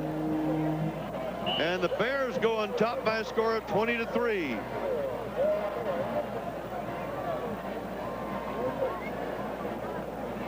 What's the matter with McAdoo? They go to work on him. Might have a pinched nerve in his neck. Terry Seiler on for the extra point try with Clark to hold. Seiler comes right through the middle, and it's 21 points on the board for the Baylor Bears. Well, it's a big blow for Colorado. It couldn't have gone any worse at the opening of the half. They turned the ball over, and now this is predictable. This guy's only 5'10", but from the 1-foot line, he's the one you want to have to carry the ball. The ball obviously broke the plane. As I said earlier, he high jumped 7'1" in high school, and he's 5'10", so you know they're going to want somebody who can go up and over those big guys. Don't let it fool you. It was definitely a touchdown. One more time. All that power, and they just pile it up, and he goes up, no problem getting high enough. And as you can see, he was over the goal line before the ball came loose. So Baylor adds to its lead with 12:56 to go in the third quarter. The Bears 21-3. Back after these messages on your local station from the Raycom Sports Network. Baylor quarterback, we understand, had an injured shoulder, but after the trainer was talking to him, apparently the indication is that he is okay. That's not official yet, but there's Carlson on the sideline. That's what he has done this afternoon. And he really doesn't look all that concerned. Looks pretty happy down there, so doesn't appear to be a real serious injury. Well, that would be a tough blow for Grant Tapp and the Bears, although they have right now a comfortable lead. But hey, we got a long way to go in this one. Mark Mahler will kick off. 12:29 to go in the third quarter. Colorado trailed Oklahoma State pretty badly at the half. They came back to win that game. So they scored 28 points late in that game. Because Baylor, I think, at this point, a little bit stronger than Oklahoma State this year, certainly. But Colorado does have the ability to score some points. Both these coaches have really done outstanding jobs at their schools. Bill McCartney in his 5th year at Colorado, coming from the University of Michigan, where he was defensive coordinator, really has the fans excited in Buffalo land, and rightfully so. They've been having a little trouble with the clock here in the third quarter, but apparently things are being worked out on it. Meanwhile, Mahler, the junior, or sophomore rather, from Belton, Texas, waits to kick off, and now we are ready to go. Keith Pontiflet and Tim James are back deep for the Buffaloes. It will go to Pontiflet at the 15, at the 30, at the 35, at the 38. Nice return. Robert Blackman made the tackle, and it'll be first down for the Buffaloes, and the clock is not working. 12:29 still showing there on the clock. So we'll have to get updates from the sideline from one of the officials on the time here in the third quarter. Pontiflet was a little unhappy with that return, even though he brought it back to the 39-yard line. He was about a step away from breaking. Now look out for some kind of trick play, and if they're going to use it, they'd probably use it on first down. Hatcher is the quarterback for the Buffaloes. Hatcher options, and he pitches now to Marcus, and Marcus is hit behind the line at the 35 by Johnny Thomas, 41, the strong safety, and Eugene Hall, 93, the defensive left end, and they lose 3. Yeah, it's great defense by Baylor there, Merle. They know they have to go wide for a big play. What Colorado has not done in this game is establish the fullback position. And for those of you that just tuned in, Witherspoon, their starting fullback, and a horse about as big as Ralphie, is not here. He did not make the trip, and they've got their backup in there, and he just has not established the position. Carl wide to the right, Marcus in the slot right, and Hatcher being pursued and is not going to be able to get the ball away because James Lee, the senior out of Fort Worth, Texas, a right end at 6'3" and 230, and a great pass rusher, just simply had too much speed. He leads the team in tackles for losses, and that's why James Lee ran all the way across the field to run down an offensive back. Baylor's got it all. Don't you kid yourself. This team is as good as any team in the country. They could be playing any team, and they'd give them trouble. 10 points away from an undefeated season. 3 defeats for the year. They lost 1 to USC on a field goal in a muddy field at the end of the game. USC scored on a 99-yard fumble recovery in the air in that game. Ferrando splits wide to the left side. The wishbone for the Buffaloes. And Hatcher runs down the line, makes his pitch. Now a cut by Marcus, and Marcus, I don't know if he got to the line of scrimmage or not. I think he lost another yard. Guess who's there? James Lee, 92. So Colorado loses another yard. And it becomes 4th down and 17. And Colorado had field position after that great kickoff return by Poniflet. They had it at the 39, and they couldn't do anything with it, and that does not bode well for them. Barry Helton will kick it away. Thomas Everett is deep for the Bears of Baylor. Barry Helton, 45.6 average. Got that one away. I don't know if it was touched or not. Either that or he shanked it. Anyway, it takes a roll now up to the 49 after starting to roll downfield. It all of a sudden took a crazy bounce, was down by the Buffaloes, and a Baylor Bear might have gotten a hand on it. Let's see if we can pick it up. Well, Helton, the All-American, has had a rough day, too. Now, this ball, I think, was blocked. I think he did get a hand on it. It's kind of hard to tell there, but it looked to me as if he deflected it. That's Charles Bell. Yeah, real tough to tell, but nobody blocked. But it looked to me from up here that the flight of the ball had changed after he passed through there. So that's only a 19-yard punt to the 49 of Baylor. We have a timeout with 10:35 to go in the 3rd quarter. Through the years, Baylor University has offered students from around the world a high standard of value-based Christian education. Today, Baylor proudly continues its traditions of moral awareness, academic excellence, and individual achievement. Baylor University, a place to meet the challenges of our times, a place to learn, a place to grow.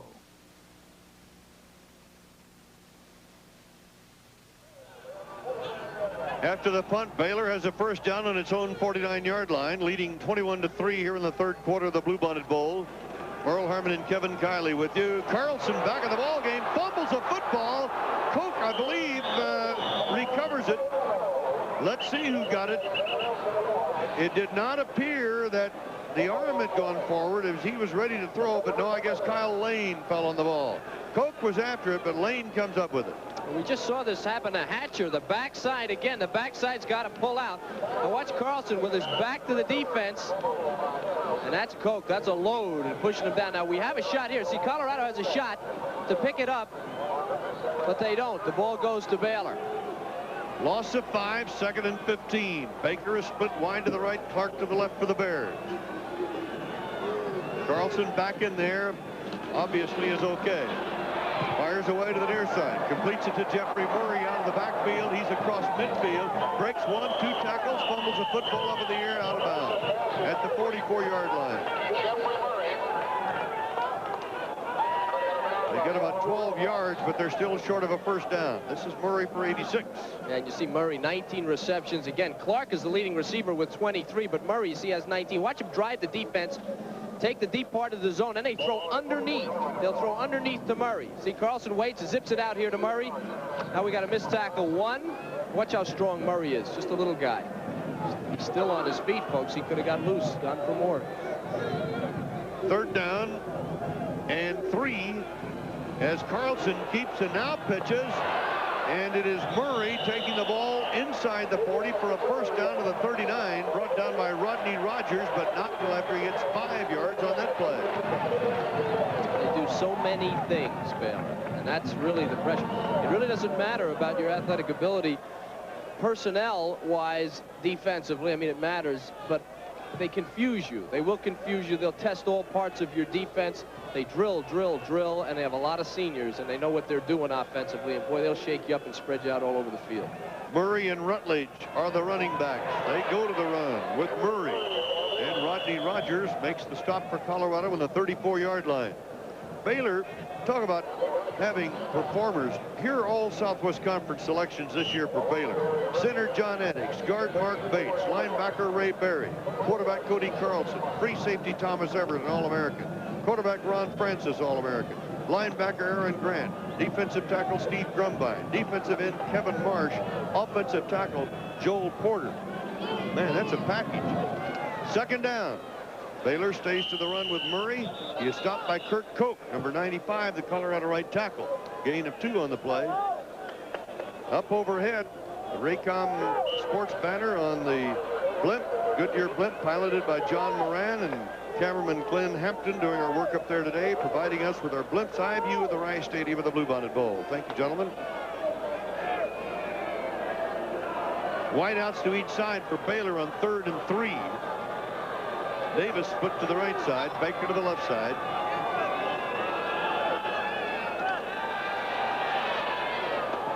Incomplete. Baker the target. The coverage by Solomon Wilcox, number 29. It'll be 4th down coming up for the Bears. What a pass by Carlson. This thing's right on the money. Got a little bit of pressure. Cody back. Where this is about 20 yards downfield. And that's right there. Ben might have caught that one. It'll be 4th and 3, and the punting unit is on for Baylor. Jeff Campbell, Drew Ferrando are back. They're not going to punt that football. They're going to run that football. Jeffrey Murray gets the first down at the 25. A 7-yard pickup on the play. Boy, you just kind of felt that wasn't going to be what they were going to do with that punting unit in there. Well, this is what 3 weeks off will do for you. Murray's the up back, and they're just going to hike it right to him. And now you've got to react. And this is not something Colorado would have expected. Losing 21-3 in a game, you figure they're going to punt the ball, but field position might have tipped them off. 3 yards to go and kind of right around the 30-yard line. It's a good shot for Baylor to take. Something you might have expected from Colorado and not Baylor. McAdoo and Rutledge are the running backs. First down to the 25. Carlson on his drop throws back over the middle, incomplete. A diving try by Bobby Jack Goforth. The pass a little bit on the low side. And it'll be 2nd down and 10. Talking about all conference selection, the Buffaloes have a ton of them in the Big 8 too. Of course, the All-America kicker, the punter Barry Helton, then all Big 8 Eric Cole, the center, defensive tackle Kurt Koch, strong safety Mickey Pruitt, linebacker Barry Remington, linebacker Darren Schubeck, tight end John Embry, nose tackle Kyle Rappold. Some good football players out there, my friend. 2nd down and 10 on the 25. Baylor leading at 21-3. Draw to the running back Rutledge. Straight ahead he goes inside the 20. And Remington and DeLuzio, the linebackers, make the hit after a 5-yard pickup by Randy Rutledge out of Belgrade, Florida. It's quite a pair there, DeLuzio and Remington. Another thing in this game to consider is that on 3 punting situations, Baylor has gotten first downs. 2 of them penalties from Colorado and that fake punt. So the defense, a little demoralizing for the defense. They've held them 3 times, forced them to punt, and had to come back on the field. Our view from upstairs, nice view here at Rice Stadium, which holds 70,000, by the way. Perry gets the call, sliding out off his own right guard and tackle between Bates and Robinson, where DeLuzio, or Remington rather, makes the tackle. A gain of 3. Terry Seiler on the 4th down will come on with the field goal unit. Remington is a great linebacker. He's having a tremendous day down there. When the final statistics come in, he'll be in on a lot of tackles. Barry Seiler handles the short field goals. He's 12 out of 16 this year. He was an unknown walk-on a year ago out of Wichita, Kansas. He just showed up at the field one day and said, Coach, I'd like to try out to kick. And Coach Taft, being a nice guy, said, okay. He's on the team. 34-yard effort by Seiler, and it is not good. So Colorado will take over. The Buffaloes trailing by a score of 21-3, and we have 6.5 minutes to go in the third quarter. A lot of times you watch the kicker on these things, and you don't necessarily watch anything else. Watch Kobe Fornes here. Protecting his kicker. Kobe Fornes, number 34. Or else that thing might have been blocked. It's a little distracting when a guy's that close to you, isn't it? You're supposed to keep your head down, Merle, and just watch the ball if you're a kicker. Yes, sir. Okay, 6.5 left in the third quarter. Baylor leading Colorado 21-3. We're in Houston, Texas. Merle Herman and Kevin Kiley with you in beautiful Houston, Texas. And it is gorgeous today. What a day. Here come the Colorado Buffaloes with Mark Hatcher at quarterback from the 20.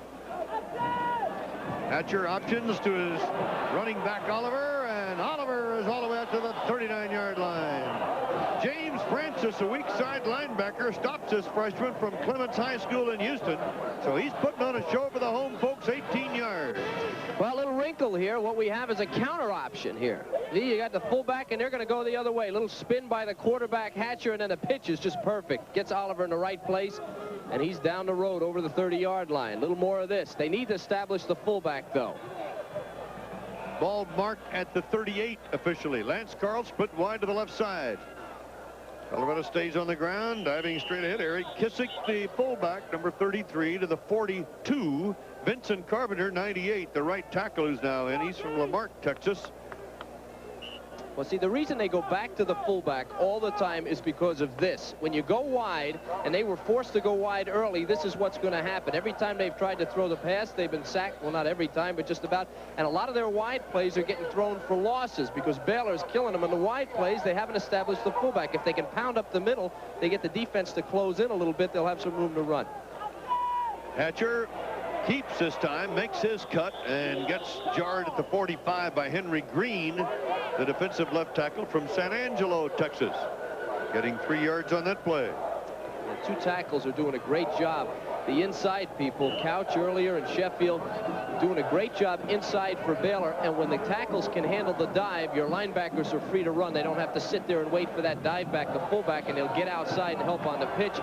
And the quarterback turning the corner, and you've got no offense. So that's why everybody says you have to establish the fullback. You make the defense commit people to stopping the fullback. Jeff Campbell is in as a wideout on 3rd down and 3. Hatcher makes his pitch to Oliver. Oliver is not going to get the first down. And a flag, I believe, was thrown. It was. Thomas Everett, the All-America free safety, wrestled Oliver to the ground at the line of scrimmage. And let's see what the penalty is. And it's an indication against Colorado. Thomas Everett, he's the lane runner. Now he'll sit back there. As soon as the option shows, Thomas is sure it's a run. Now here he comes. And his responsibility is the pitch man. He's got the speed and the tackling ability to run down a pretty good back, O.C. Oliver. The holding penalty against Colorado is being discussed with Baylor. And the guess is they'll turn it down to go for 4th down, but let's wait and see. I don't know. Well, apparently they're not going to. They're going to take the penalty. And the reasoning might be because Colorado is not a passing team. They become predictable. They're not an exceptional passing team, and Baylor has a pretty good pass defense, so they get a shot at a turnover, plus they'll gain 10 yards in field position here. Buffaloes were sure they were going to bring the or reject the penalty because they had their punting unit on. Now it's 3rd down and 13 for Colorado. The Buffaloes trail it 21-3 with 4 minutes 37 seconds to go in the 3rd quarter. Ferrando is split out wide to the left side. You're looking at the wishbone of Colorado, and Hatcher trying to find someone. Flags are down all over the place. He goes up to the 40-yard line and goes out of bounds. The other wishbone team that was so effective in the Southwest Conference, we started to mention a moment ago, was Arkansas, and Baylor of course, beat Arkansas. When we were talking to Grant Taft yesterday, he said, we have an advantage of playing a very tough wishbone team previously this year. And they beat him. And the reason they beat him, they've got encroachment on the defense. The reason they beat him was Arkansas. We had that game, bro. Arkansas came right down the field with the fullback and ran it in the first possession against Baylor, and I believe took a lead. And then what they did, they moved the tackles. Baylor moved their big, strong tackles, Grumbine and Sheffield, over the guards and stuffed them. Just used their strength to stuff them. They stopped the fullback, and then they just outdistanced Arkansas. They beat them by, I think it was 29-14 was the final in that game. And the reason they beat them was because they stopped the fullback, much like they've done here against Colorado. They've got they've got about 4 great tackles on the Baylor team, and they're able to handle the offensive line, the interior offensive line, and stop that inside running game. We had offsetting penalties, so it is again 3rd down, and now Baylor's going to, well, I don't know if Baylor's going to get a penalty or not. The play is underway. The pass is completed to the tight end, John Embry, number 80, and if the play stands, Colorado will have a 1st down because it was a 17-yard pickup. Ray Crockett and James Francis, who is the younger brother of Ron Francis, on the tackle, and the indication is that it's an offside Baylor. It was an encroachment, and it was Henry Green, number 86, I believe, the right corner of your screen. You see the quarterback, see Hatcher just, and he does a very smart thing. See, they keep going. He knows he's got a free when he's got Green offsides. So no matter what happens, he's going to have an option. Great pass there to Embry, and a big 1st down for Colorado. So the Buffs are 1st and 10 at the Baylor 47. I think Hatcher changed the count there. Ferrando and Marcus are wide to the left side in a slot setup. Oh, a looping pitch to Oliver. Oliver gets to the outside, now has to cut, and look at this guy run all over the field. He finally gets out of out of bounds at the 42-yard line. Robert Blackman chased him out, but the defensive man was right in the way of the pitch, and Hatcher recognized that and looped the ball over his head. I talked about penetration early. Baylor has had it all day, but watch Hatcher. Now they're having fun. A little pitch right over the head of the defense. That's kind of an odd one. And now Oliver shows you a little bit why he's such a great back. Just a freshman out of Colorado, zipping and zooming around and finally run down. A gain of 5, 2nd and 5 for the Buffaloes. Hatcher on a reverse, goes to Lance Carl. And Carl now flips it to Embry, who throws downfield incomplete. Thomas Everett was covering O.C. Oliver. John Embry, all of a sudden, the tight end, became a thrower. Thomas Everett is so smart. He's such a great athlete, but he's so smart. Okay, it's a double reverse pass by the tight end. We told you they had a few trick plays. Embry should not throw this ball because Everett never moved. He's standing back there. If it was a good pass, that was Everett on the ground there. He never moved. See, look at him back up instantly. He's playing safety. This looks like a run to everybody else, but look at Everett just sitting back there, covering Oliver, and then almost making the interception. Just great smarts by Everett. 3rd down and 5. And it is Kissick, the fullback, for a 1st down all the way down to the Baylor 30-yard line. Johnny Thomas, the strong safety, on the stop for Baylor, in a gain of 11 by Eric Kissick out of Overland Park, Kansas. One of the few times Kissick has gotten loose. The difference between him and Weatherspoon is Kissick's got a little bit more breakaway speed. Good cross block there. You see the cross block by the left guard. They did a little bit of different blocking scheme. Kissick gets up loose into the secondary for another 1st down. And Kissick goes limping off the field. Well, that hurts because their number 1 Weatherspoon is out. Now McCarty, the linebacker, he's a backup linebacker, was alternated as a 1st-team fullback last year. He might be coming in here soon. Cameron Jones is going to be the fullback right now. He's from Fort Lauderdale, Florida. He's the up man of the wishbone.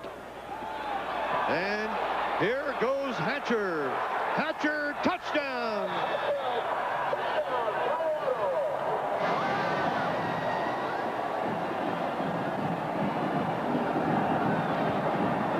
Mark Hatcher, the junior from Pasadena, California, puts the Buffaloes on the scoreboard with a touchdown run of 11 yards. It's important not to forget this is a team that lost their first 4 games. And they're in a bowl game, in the Bluebonnet Bowl, against one of the better teams in the nation. They're not going to give up.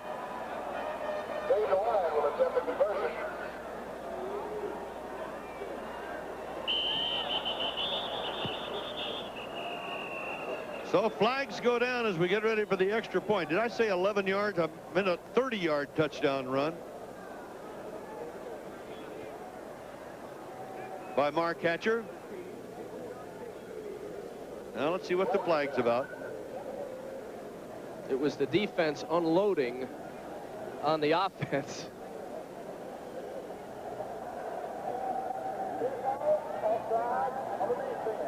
Offside of the defense. That's about as free a penalty as you can get on an extra point, on a kick try, on an extra point. It's half the distance to the goal. I mean, that's just a free shot. Dave DeLine will... Well, now they call timeout. They may be thinking about a two-point conversion. So Colorado takes a timeout with 2:38 to go in the third quarter. It's 21-9 Baylor. The thing that Hatcher does here that gets him the touchdown, he makes a decision very quickly here, right there. Immediately, he sees the hole, he's past the defense there, and then look what he does to the All-American Everett. Gives him a little shoulder hip fake, leaves him standing there and into the end zone. But what he did, he went up a little tighter, and he didn't try to take it so wide. Watch him turn it here. Watch him turn it upfield right away. Good blocking at the point of attack there. 2 blocks.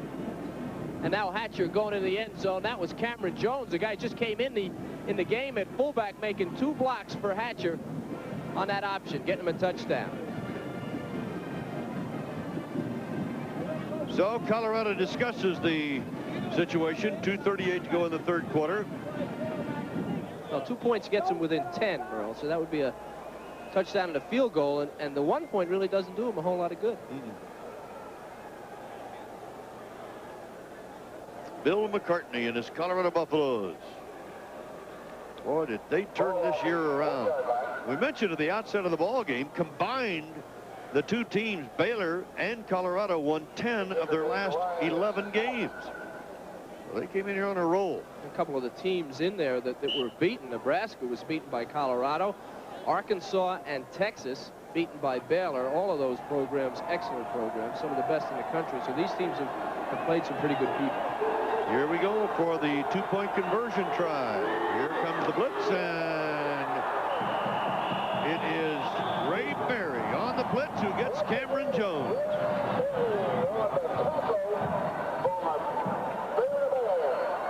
So the 2-point conversion try fails, and it's 21-9. That's the old fullback again. If you can't, in the wishbone, if you can't run the fullback a yard, you've got trouble. Goal line defense, everybody, and that's Trey Crouch, number 54, grabbing at him. Berry was the first one in there. He's almost in the backfield for the handoff. Right there, bang, head up. It's good linebacker play, good defense. So the Bears hold the lead at 21-9 with 2:38 to go in the third quarter. Back after these messages from your local station on the Raycom Sports Network. Ken Culbertson will kick off for Colorado. Let's see what the Buffaloes do here with McAdoo and Randy Rutledge deep. Culbertson kicks it high in the air, and it'll be fielded at the 13 by McAdoo. McAdoo to the 40. Rodney Rogers brings him down. A great return by Derek McAdoo. 27 yards. The ball was in the air a long time. I'm surprised he returned the thing as well as he did. The defense, the coverage team should have been there. If it wasn't for Rodney, he'd have been gone all the way. Ed Lovell, the freshman from Lamarck, Texas, is now the quarterback for the Baylor Bears. Perry and McAdoo, the running backs. Lovell is 5'10", 195 pounds. He'll be the apparent heir to, as he fumbles that football, then picks it up and runs it. Gets a block in the corner, but he can't get another one. And he is knocked off his feet by David Tate, 23, the left cornerback, and we have a flag. Lovell presumably will succeed Cody Carlson next year. Grant Tapp really likes this young man. He played for an outstanding gentleman and coach at Lamarck High School, Ed Lovell did. Hugh Massey, who was killed in an automobile accident during the playoffs here in Texas. His team went to the finals of the 555 division. 5A, I beg your pardon. 5A division. and it was a complete shock to everyone in the state. He was a very popular coach, and Ed Lovell played for him, and of course gives the late coach Hugh Massey much credit for his development.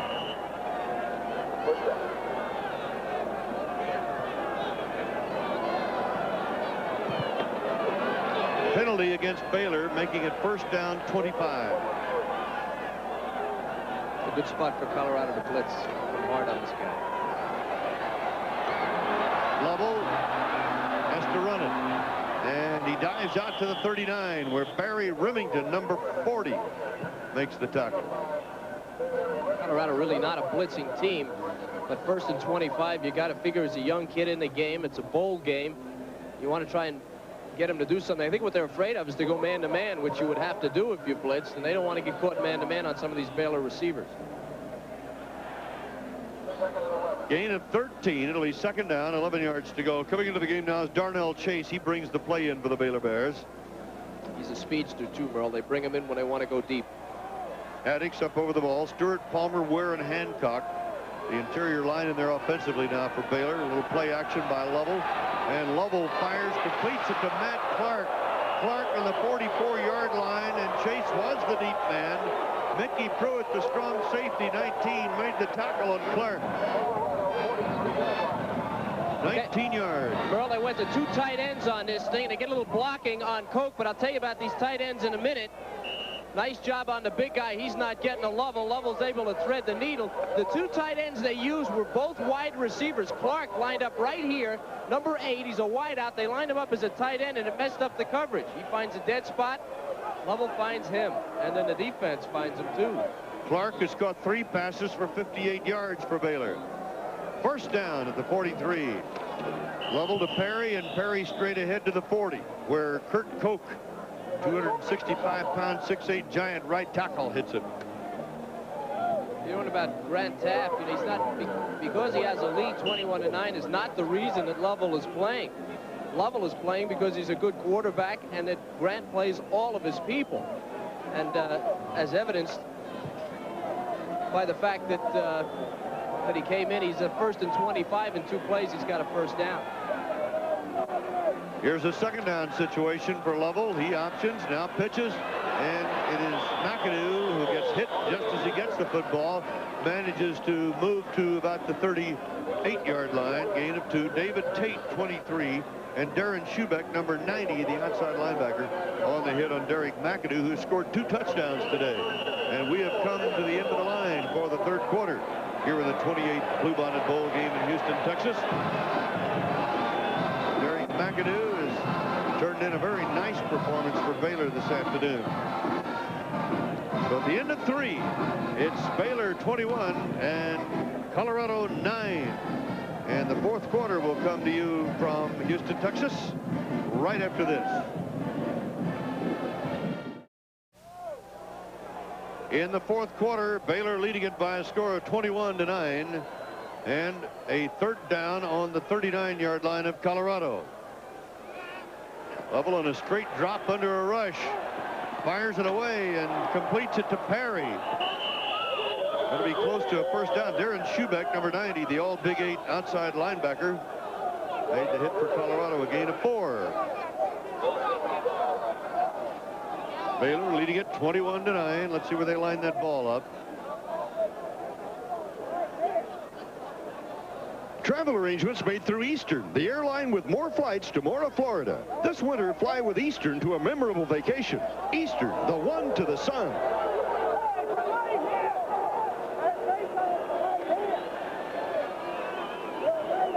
Back here at the Bluebonnet Bowl in Houston, it's 21-3, Baylor over Colorado. They called that no catch, bro. That last one. They called it no catch, called it incomplete. They had quite a discussion and then ruled it incomplete, and it's now 4th down.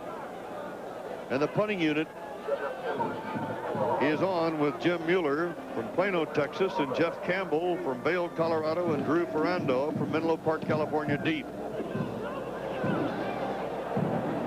And the ball rolls into the end zone for the touchback. It'll come out to the 20. A 39-yard punt by Jim Mueller, who is averaging 39 yards this year. We'll be back right after this. Colorado has the ball on its own 20-yard line. The Buffaloes lost to Oregon. As we look at the stat there on yards on first down by Colorado, they lost to Oregon by 2, Ohio State by 3, and Arizona by 3. Otherwise, the Buffs would have 9 wins this year. Mark Hatcher is the quarterback. He scored on a 31-yard touchdown run. And Hatcher pitches, ball fumble, recovered by Baylor, unless the pitch was forward. It is forward. It's an incompleted forward pass. The pitch was forward, and so it's incomplete. Barely forward. I don't think that was by intent, but the defensive man had his arms wrapped around Hatcher, and that just happened to be the way the ball went forward. That was a great call by you, Merle. You're right. It was. Keith Rose was all over Hatcher immediately, and he should not have pitched that thing. Keith Rose, number 56. Watch how quickly. See, as soon as the blocker goes down, he ignores the fullback. That's because the tackles are doing such a great job inside. He's right on Hatcher, and Hatcher pitches it forward, and it is an incomplete pass. Now Hatcher under a rush, really being pursued. Down he goes, back on the 10-yard line by Eugene Hall and Steve Grumbine. A loss of 10.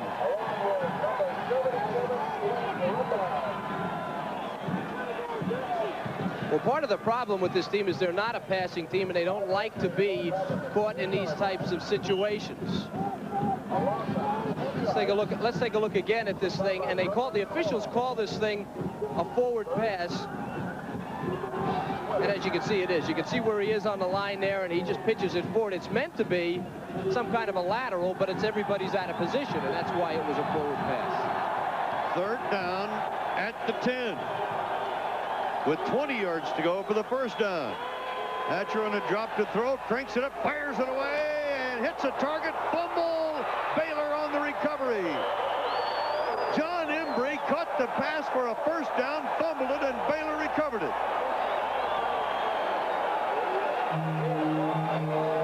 Well, the one guy on this team that is probably, at this point, a great pro prospect as a receiver is Embry, number 80. Baylor knows that.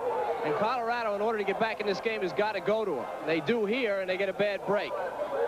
Embry had 51 catches as a sophomore, the ball right on the money, and then struggling, as great receivers will, trying to get extra yardage. He loses the ball. Another break for Baylor, a break that they made, actually, with some good hitting.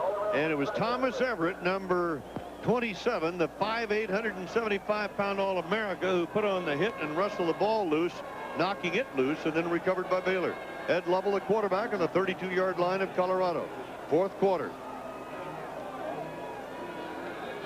Lovell looks for a receiver and now is in big trouble back to the 45-yard line. Number 82, Cole Hayes, who started the last 4 games for the Buffaloes, on the tackle. Colorado defense has really played well today. Full of penalties and turnovers have hurt them. But look at the defense here. Look how they come after Lovell. It's a good job there. Really a good job by a defense that's been down. This game seems to me that it's a lot more lopsided score-wise than it is. But Colorado is really in this game with over 12 minutes to go. They only trail by 12 points. 21-9 Baylor. Lovell on a drop. And he fires away and completes this pass inside the 35 to Kobe Fornes, the tight end, and Darren Schubeck, number 90, the outside linebacker, brings him down after a pickup of 11. It's a very explosive Baylor offense, and when you think about it, the one turnover that Colorado had inside their 10 just about gave them a touchdown, and they are likely to score in any game 30 or 40 points, but they've been held in check. Third down 11 for the Bears, and Ed Lovell.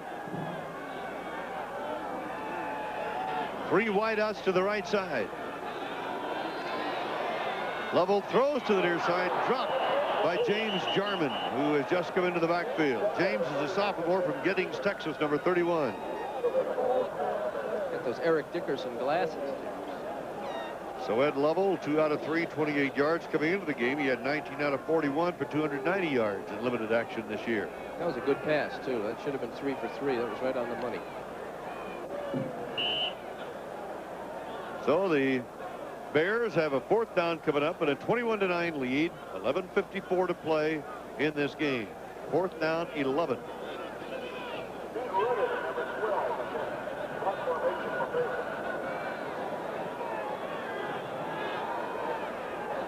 Pete Rudder is going to do the punting now for Baylor, and he almost had it blocked, but he gets it out of there, drives it downfield, rolls into the end zone, and it'll be brought out to the 20 by Colorado. A kick of 33 yards by Rudder, and we have timeout with 11:47 to go in the game. Baylor Bears 21, Colorado Buffaloes 9. The Buffaloes take over. Mark Hatcher is Mark Walters, rather, is the quarterback. And on a handoff, Colorado goes to the run with Eric Kissick, who found enough room to get out to the 26 before Ray Berry could knock him off his feet. Remember to stay tuned to the end of today's game when we'll be presenting the Budweiser Player of the Game Award. That's coming up at the end of today's game. The Budweiser Player of the Game. 40,476 in the 70,000-seat Rice Stadium. Lance Carl, wide to the left now. Buffaloes have a 2nd down, 3. And the pitch to Marcus, the trailing back, and Marcus is hit about the line of scrimmage by Thomas Everett, number 27, who seems to be everywhere. Well, they've done a great job on the quarterback all day, making him pitch the ball, getting penetration. This thing, their option shows immediately because the Baylor defense forces them to make that pitch immediately. And that's what you do. And if you can do that, the rest of your defense can react. That's why Everett is getting up there, because the people on the line make their quarterback make a decision so quickly that he can read immediately. He knows it's a run and he can come up. 3rd down and 2. Here comes the blitz, and Ray Berry hits the quarterback as he hands off to Kissick, and Baylor's defense again denies Colorado. They're just not afraid of the Colorado offense. They're not worried about quick hitters, and they send that linebacker. They're not afraid to go to man-to-man coverage. They've got the great secondary. Here's 57. He's got Wallers just as Wallers hands the ball off. And the rest of the defense is there too. Penetration will just kill you.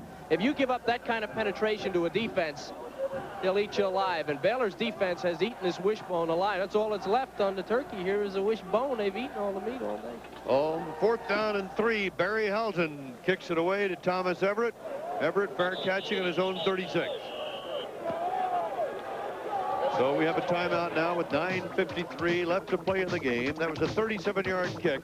Baylor 21, Colorado 9.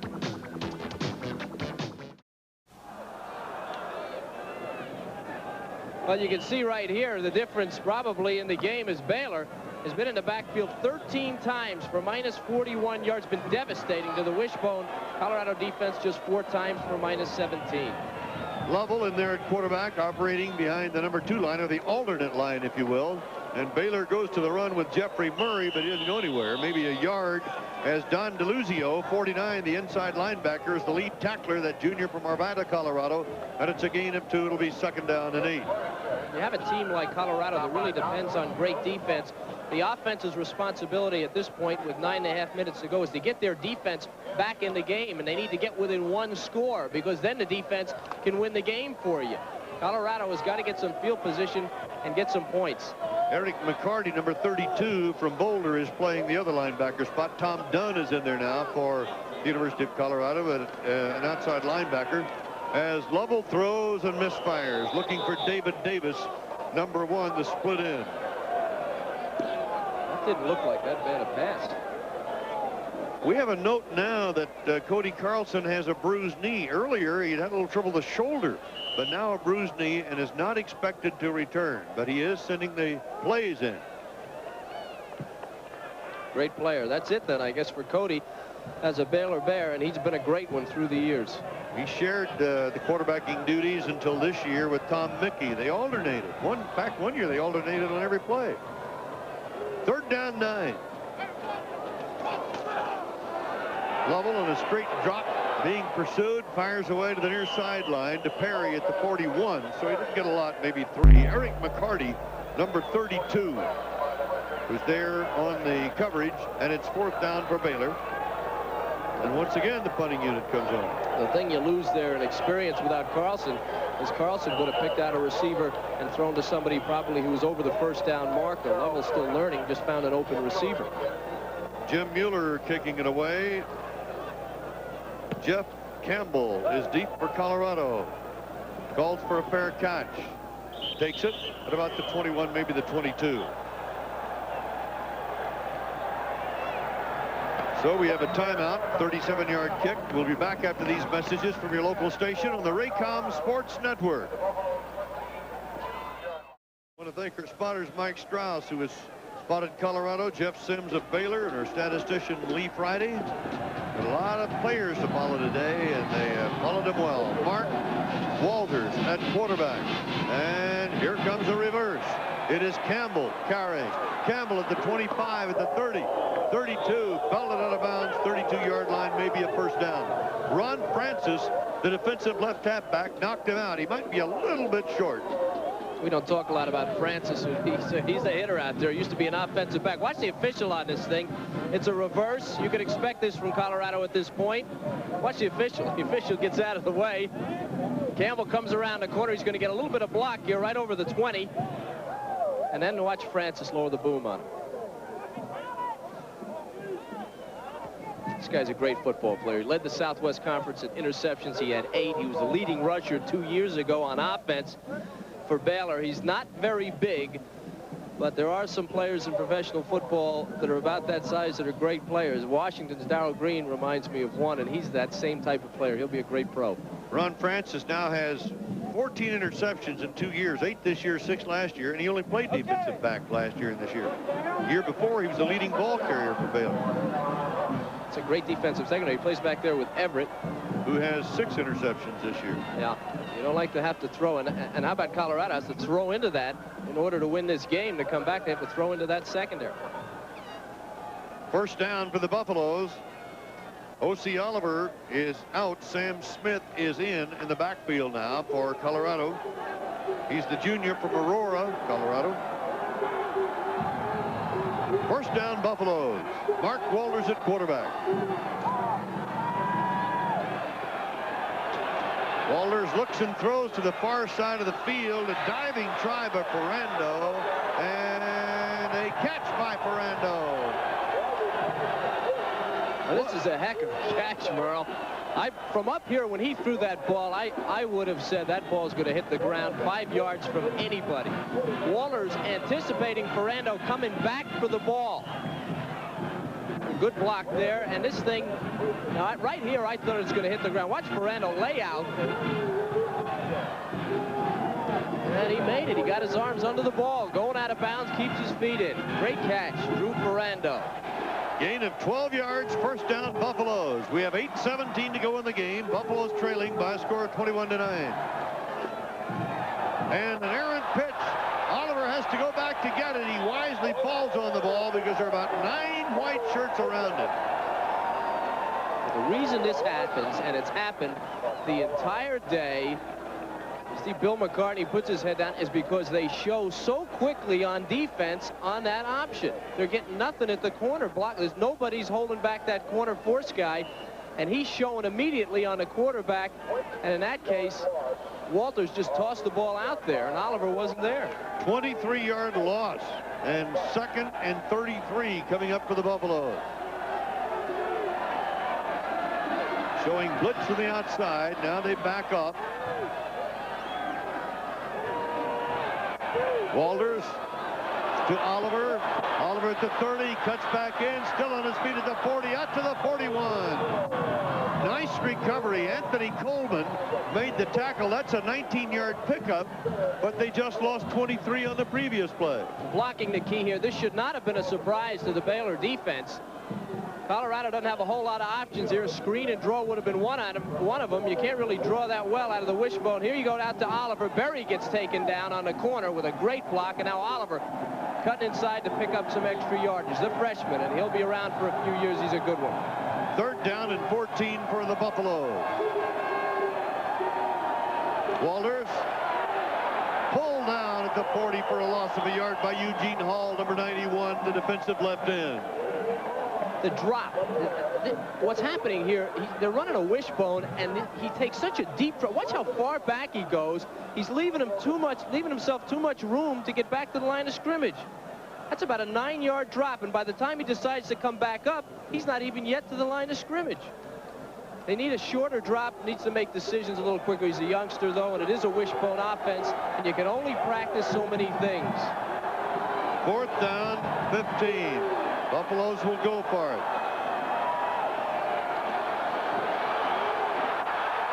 And Barry takes the ball carrier down at the 31-yard line. So Walters never could get rid of the ball. He had all of his receivers were covered.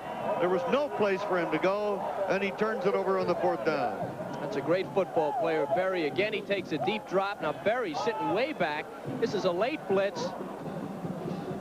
Walters caught way back in the middle there, not getting a whole lot of protection, and Berry just pulling him down. Too many Baylor Bears outnumbering the blocking for Colorado. Cody. In fairness, Merle, Buffalo's not a passing team. Well, Cody Carlson is back as the quarterback now for the Baylor Bears, who lead it 21-9. 5 minutes, 57 seconds left to play in this game. So Carlson has had a little bit of a bang up on his shoulder and then a bruised knee. Todd Connor is now running back along with Derek McAdoo. And this is Todd Connor straight ahead to the 30, where Kyle Rappold and Kurt Koch make the tackle. A gain of 2, 2nd and 8. The only touchdown today for Colorado was Mark Hatcher's 31-yard touchdown run. By the way, that's the longest CU scoring play from scrimmage in its bowl history. Bobby Anderson scored on a 38-yarder. Or 2nd largest, I guess it would be. Bobby Anderson scored on a 38-yarder against Miami in the '67 Bluebonnet Bowl. Bobby Anderson, of course, went on to star for the Miami Dolphins. Or was that Dick? That was Dick Anderson. I got my Andersons mixed up. Carlson going for the end zone to Clark, incomplete. Rodney Rogers and David Tate were back on the coverage. We've seen Baylor a few times this year, and I have to say that Colorado has done as good a defensive job on this team as about anybody that's played them this year. And in fact, they felt going in that Colorado was maybe the best defensive team they'd faced all year, and I think they've lived up to it. They've done a nice job. 3rd down for Baylor on the 30-yard line. Bobby went on to play for the Denver Broncos. Dick Anderson played for the Miami Dolphins.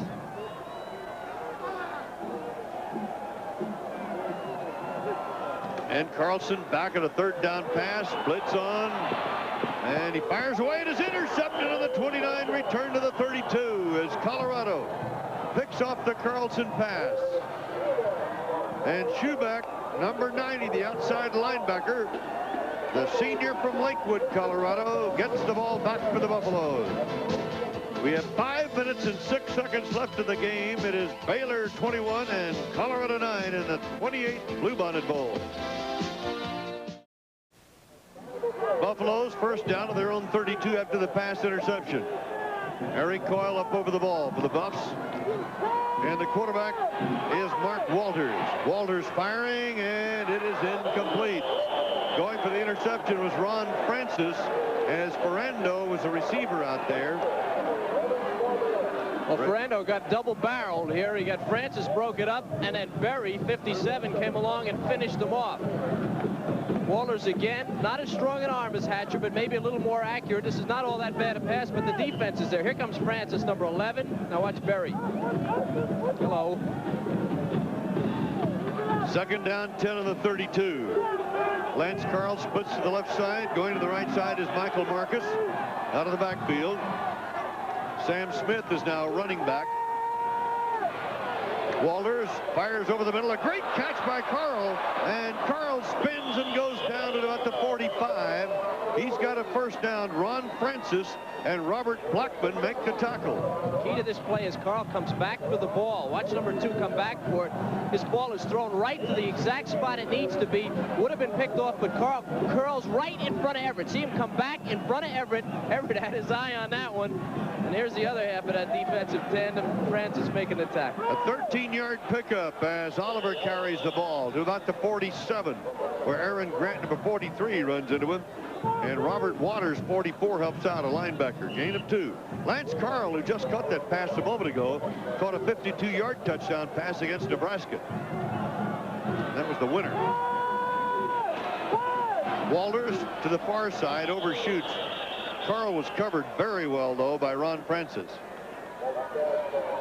The Bears won over LSU in a Bluebonnet Bowl game here and then lost to Oklahoma State. So this is their 3rd appearance. Here's the guy they probably wanted to throw to was Embry, but you see he gets a little chuck there and then he's covered. And they're not going him the ball over his head and out of bounds. Really good play by Walters just to get rid of it.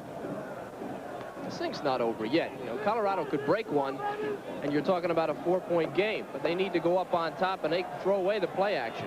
Sam Smith is in for Oliver in the wishbone on 3rd down. Walters. Marcus. First down Buffaloes as they get to the 42 of Baylor. And Eugene Hall, 93. The defensive end makes the tackle, and we're near the 4-minute mark to go in the ball game, but the clock is stopped as they move the chains ahead. Very well executed play there. Another negative of the wishbone is that it will eat itself alive because you have 3 people in the offensive backfield and only 1 wide out, so it's very difficult to go downfield 20, 30, 40 yards in one shot, and you've got to run a lot of short patterns. We have an injured Bear on the field, and we have a timeout, and we'll be back after these messages from your local station. This is the Raycom Sports Network. We had an injury timeout for Aaron Grant, who came off the field for Baylor. Colorado then just ran a play with Oliver carrying for a yard lost. And the Buffaloes immediately called timeout. They have a 2nd and 11 coming up, and the Buffaloes have 1 timeout remaining. Colorado's Bluebonnet competition, we mentioned the fact that they had played Miami and beat Miami, and also defeated the University of Houston, a year in which Colorado finished 3rd in the country, then lost to Texas. Overhead, surrounded by fair skies throughout the afternoon, the Goodyear Blimp America, giving us the wonderful views of Rice Stadium, the Bluebonnet Bowl, and beautiful downtown Houston, which is in the background. The sun shines brightly on the skyline of Houston. And it will shine brightly on both of these programs in the years to come. Grant, although he has a lot of seniors, has played a lot of underclassmen. He's very happy with the people that will be coming back next year. And of course, Coach McCartney has done a great job at Colorado, and what he's done this year is amazing, to get up off the floor after 4 straight losses and wind up in this game. Still has a shot to win it. Carl wide to the right side, Campbell to the left side, and back to throw is Walters, firing down the middle. It is intercepted by Ray Crockett, and it'll be marked on the 2-yard line. Jeff Campbell was the deep man in the pattern, and Crockett took it over the shoulder. And this freshman from Duncanville, Texas, who has really been coming on strong, gives the ball to Baylor. Now, this is a problem. Play like this is a real problem for the wishbone, but they had to try it. Walters gets it out there, but watch, he's going to throw it over the wrong shoulder for Campbell. Campbell had a little room to the post. He threw it behind him. See, as he turned him around, and that's a terrific catch by Crockett. That ball will be spotted about on the 2-yard line. Here you go, see? Over the shoulder catch by Ray Crockett. And another interception for that Baylor defensive backfield. That ball thrown to the post might have had a shot. So the Bears take over at their own 2. Matt Clark is going to be at quarterback as they go into the power I. He's always the quarterback in the power I situation. Connor and McAdoo are the running backs. And Kobe Fornes, the tight end, and McAdoo carries. He goes out to about the 3. Fornes sometimes lines up as a fullback in that power I. So they were just going for short yardage to get a little running room, get a little movement room anyway. 9-man line for Colorado there, Merle. And if they pull it down and toss it up in the air, they might get a long one. So Clark, again, is the quarterback, and Horn is the fullback. He's normally a tight end, as we mentioned. McAdoo trying to slide a little bit to the outside, picks up another yard before Eric McCarty, number 32, the inside linebacker, and Kurt Koch, number 95, who led the Big 8 in sacks this year with 10. Boy, he has been all over the field. Remember that name, Koch. He's only 268 pounds now, but you could bet they'll put another 20 on him.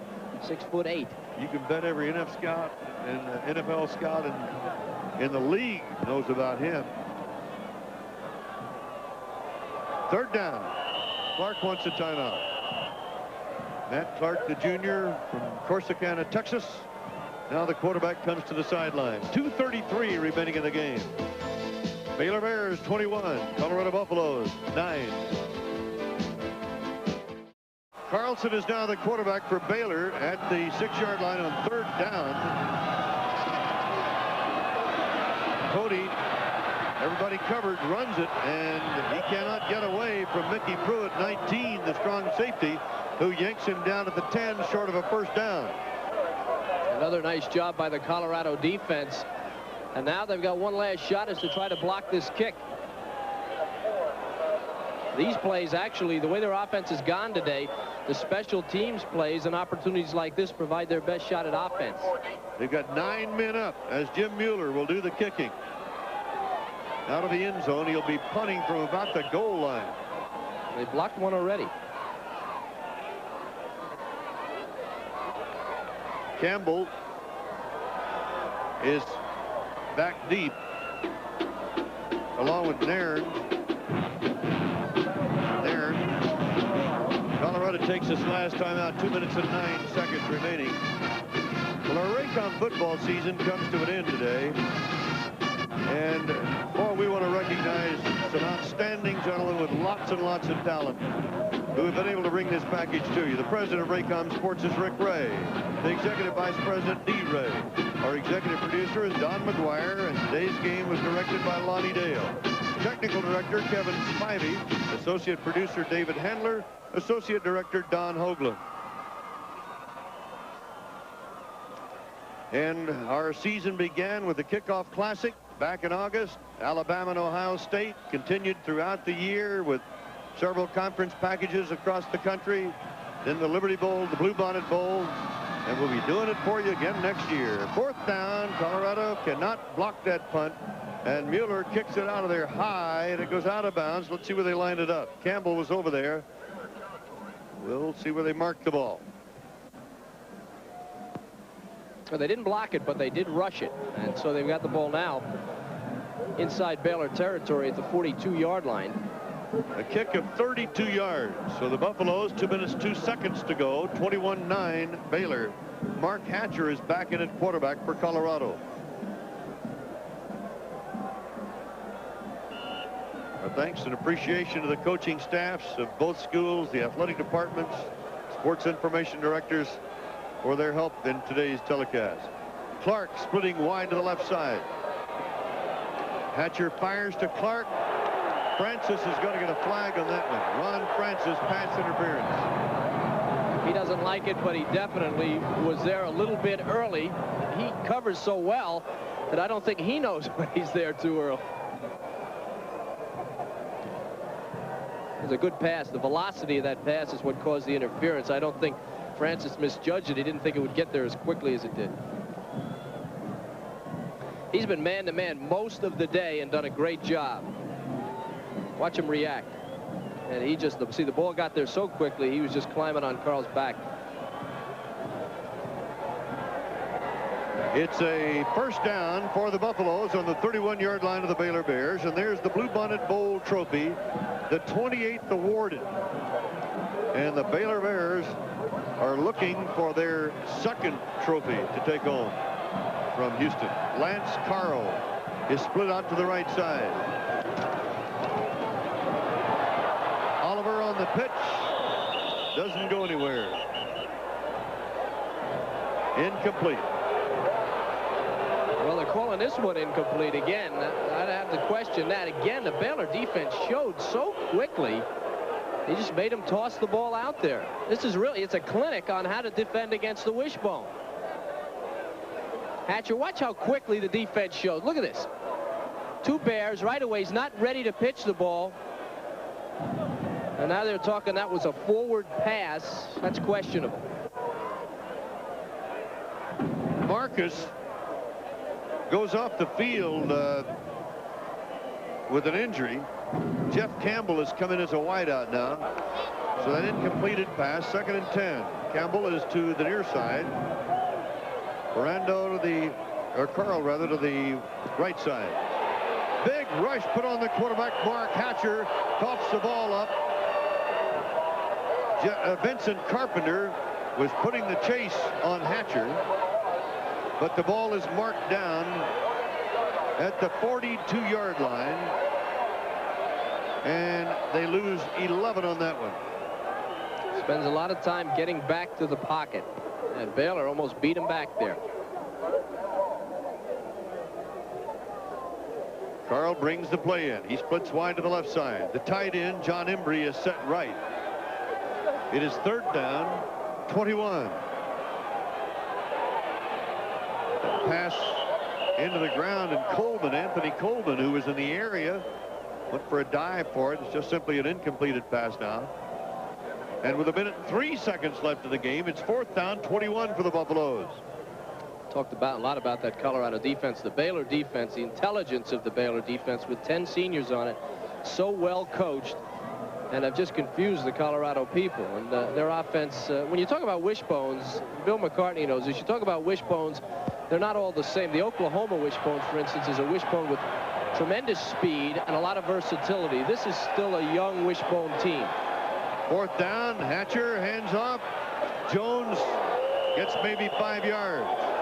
So the Bears weren't fooled on that. Bevan Poole, who's now playing a linebacker, stopped the play for the Bears, and there are 57 seconds left to go as the clock is stopped as the ball turns over. And that should be it for that great senior defense for Baylor. And there's a lot of people on that team that will go to pro football. Today's Budweiser player of the game is Ray Berry of Baylor University, who not only made a lot of tackles, but he led that Baylor defense. Once again, our Budweiser player of the game, Ray Berry of the Baylor Bears, 12 tackles, 8 unassisted, 3 for losses, 1 quarterback sack,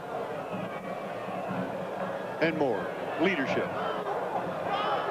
Cody Carlson at quarterback. Hands off to McAdoo. McAdoo to the 41. Eric McCarty stops him. 50 seconds. I want to thank our camera crews and all of the technical crews of Raycom who have done an outstanding job throughout the year. Cody Carlson comes real close. Watch Coke. That's how you get your knee blown up right there. Evidently, he's okay. If his foot had gotten pinned before he went down, that could have been his knee. And that would have been an awful thing to happen at this point. 2nd down. About 7. 22 seconds in running. Could be the last play as Carlson hands it off to Perry. He gets smacked at the line of scrimmage. And we're down to 14 seconds and running. Ray Berry's parents were here at the game, and they take a plane right after the game to go down to the Cotton Bowl and watch his brother Dean, who's on that 12-man kickoff team for Texas A&M. So Bill McCartney and his Colorado Buffaloes put up a battle here today, but the Baylor Bears won the 28th Bluebonnet Bowl game 21-9.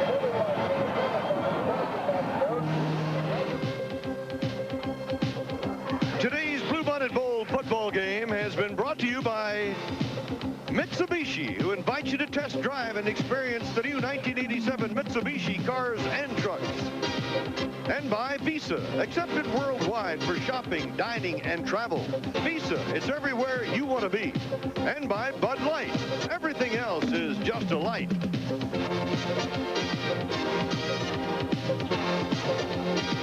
Led by 2 touchdowns by Derek McAdoo, a touchdown pass by Cody Carlson. Baylor wins it 21-9. Merle Harmon with Kevin Kiley. This has been a copyrighted presentation of Raycom Sports.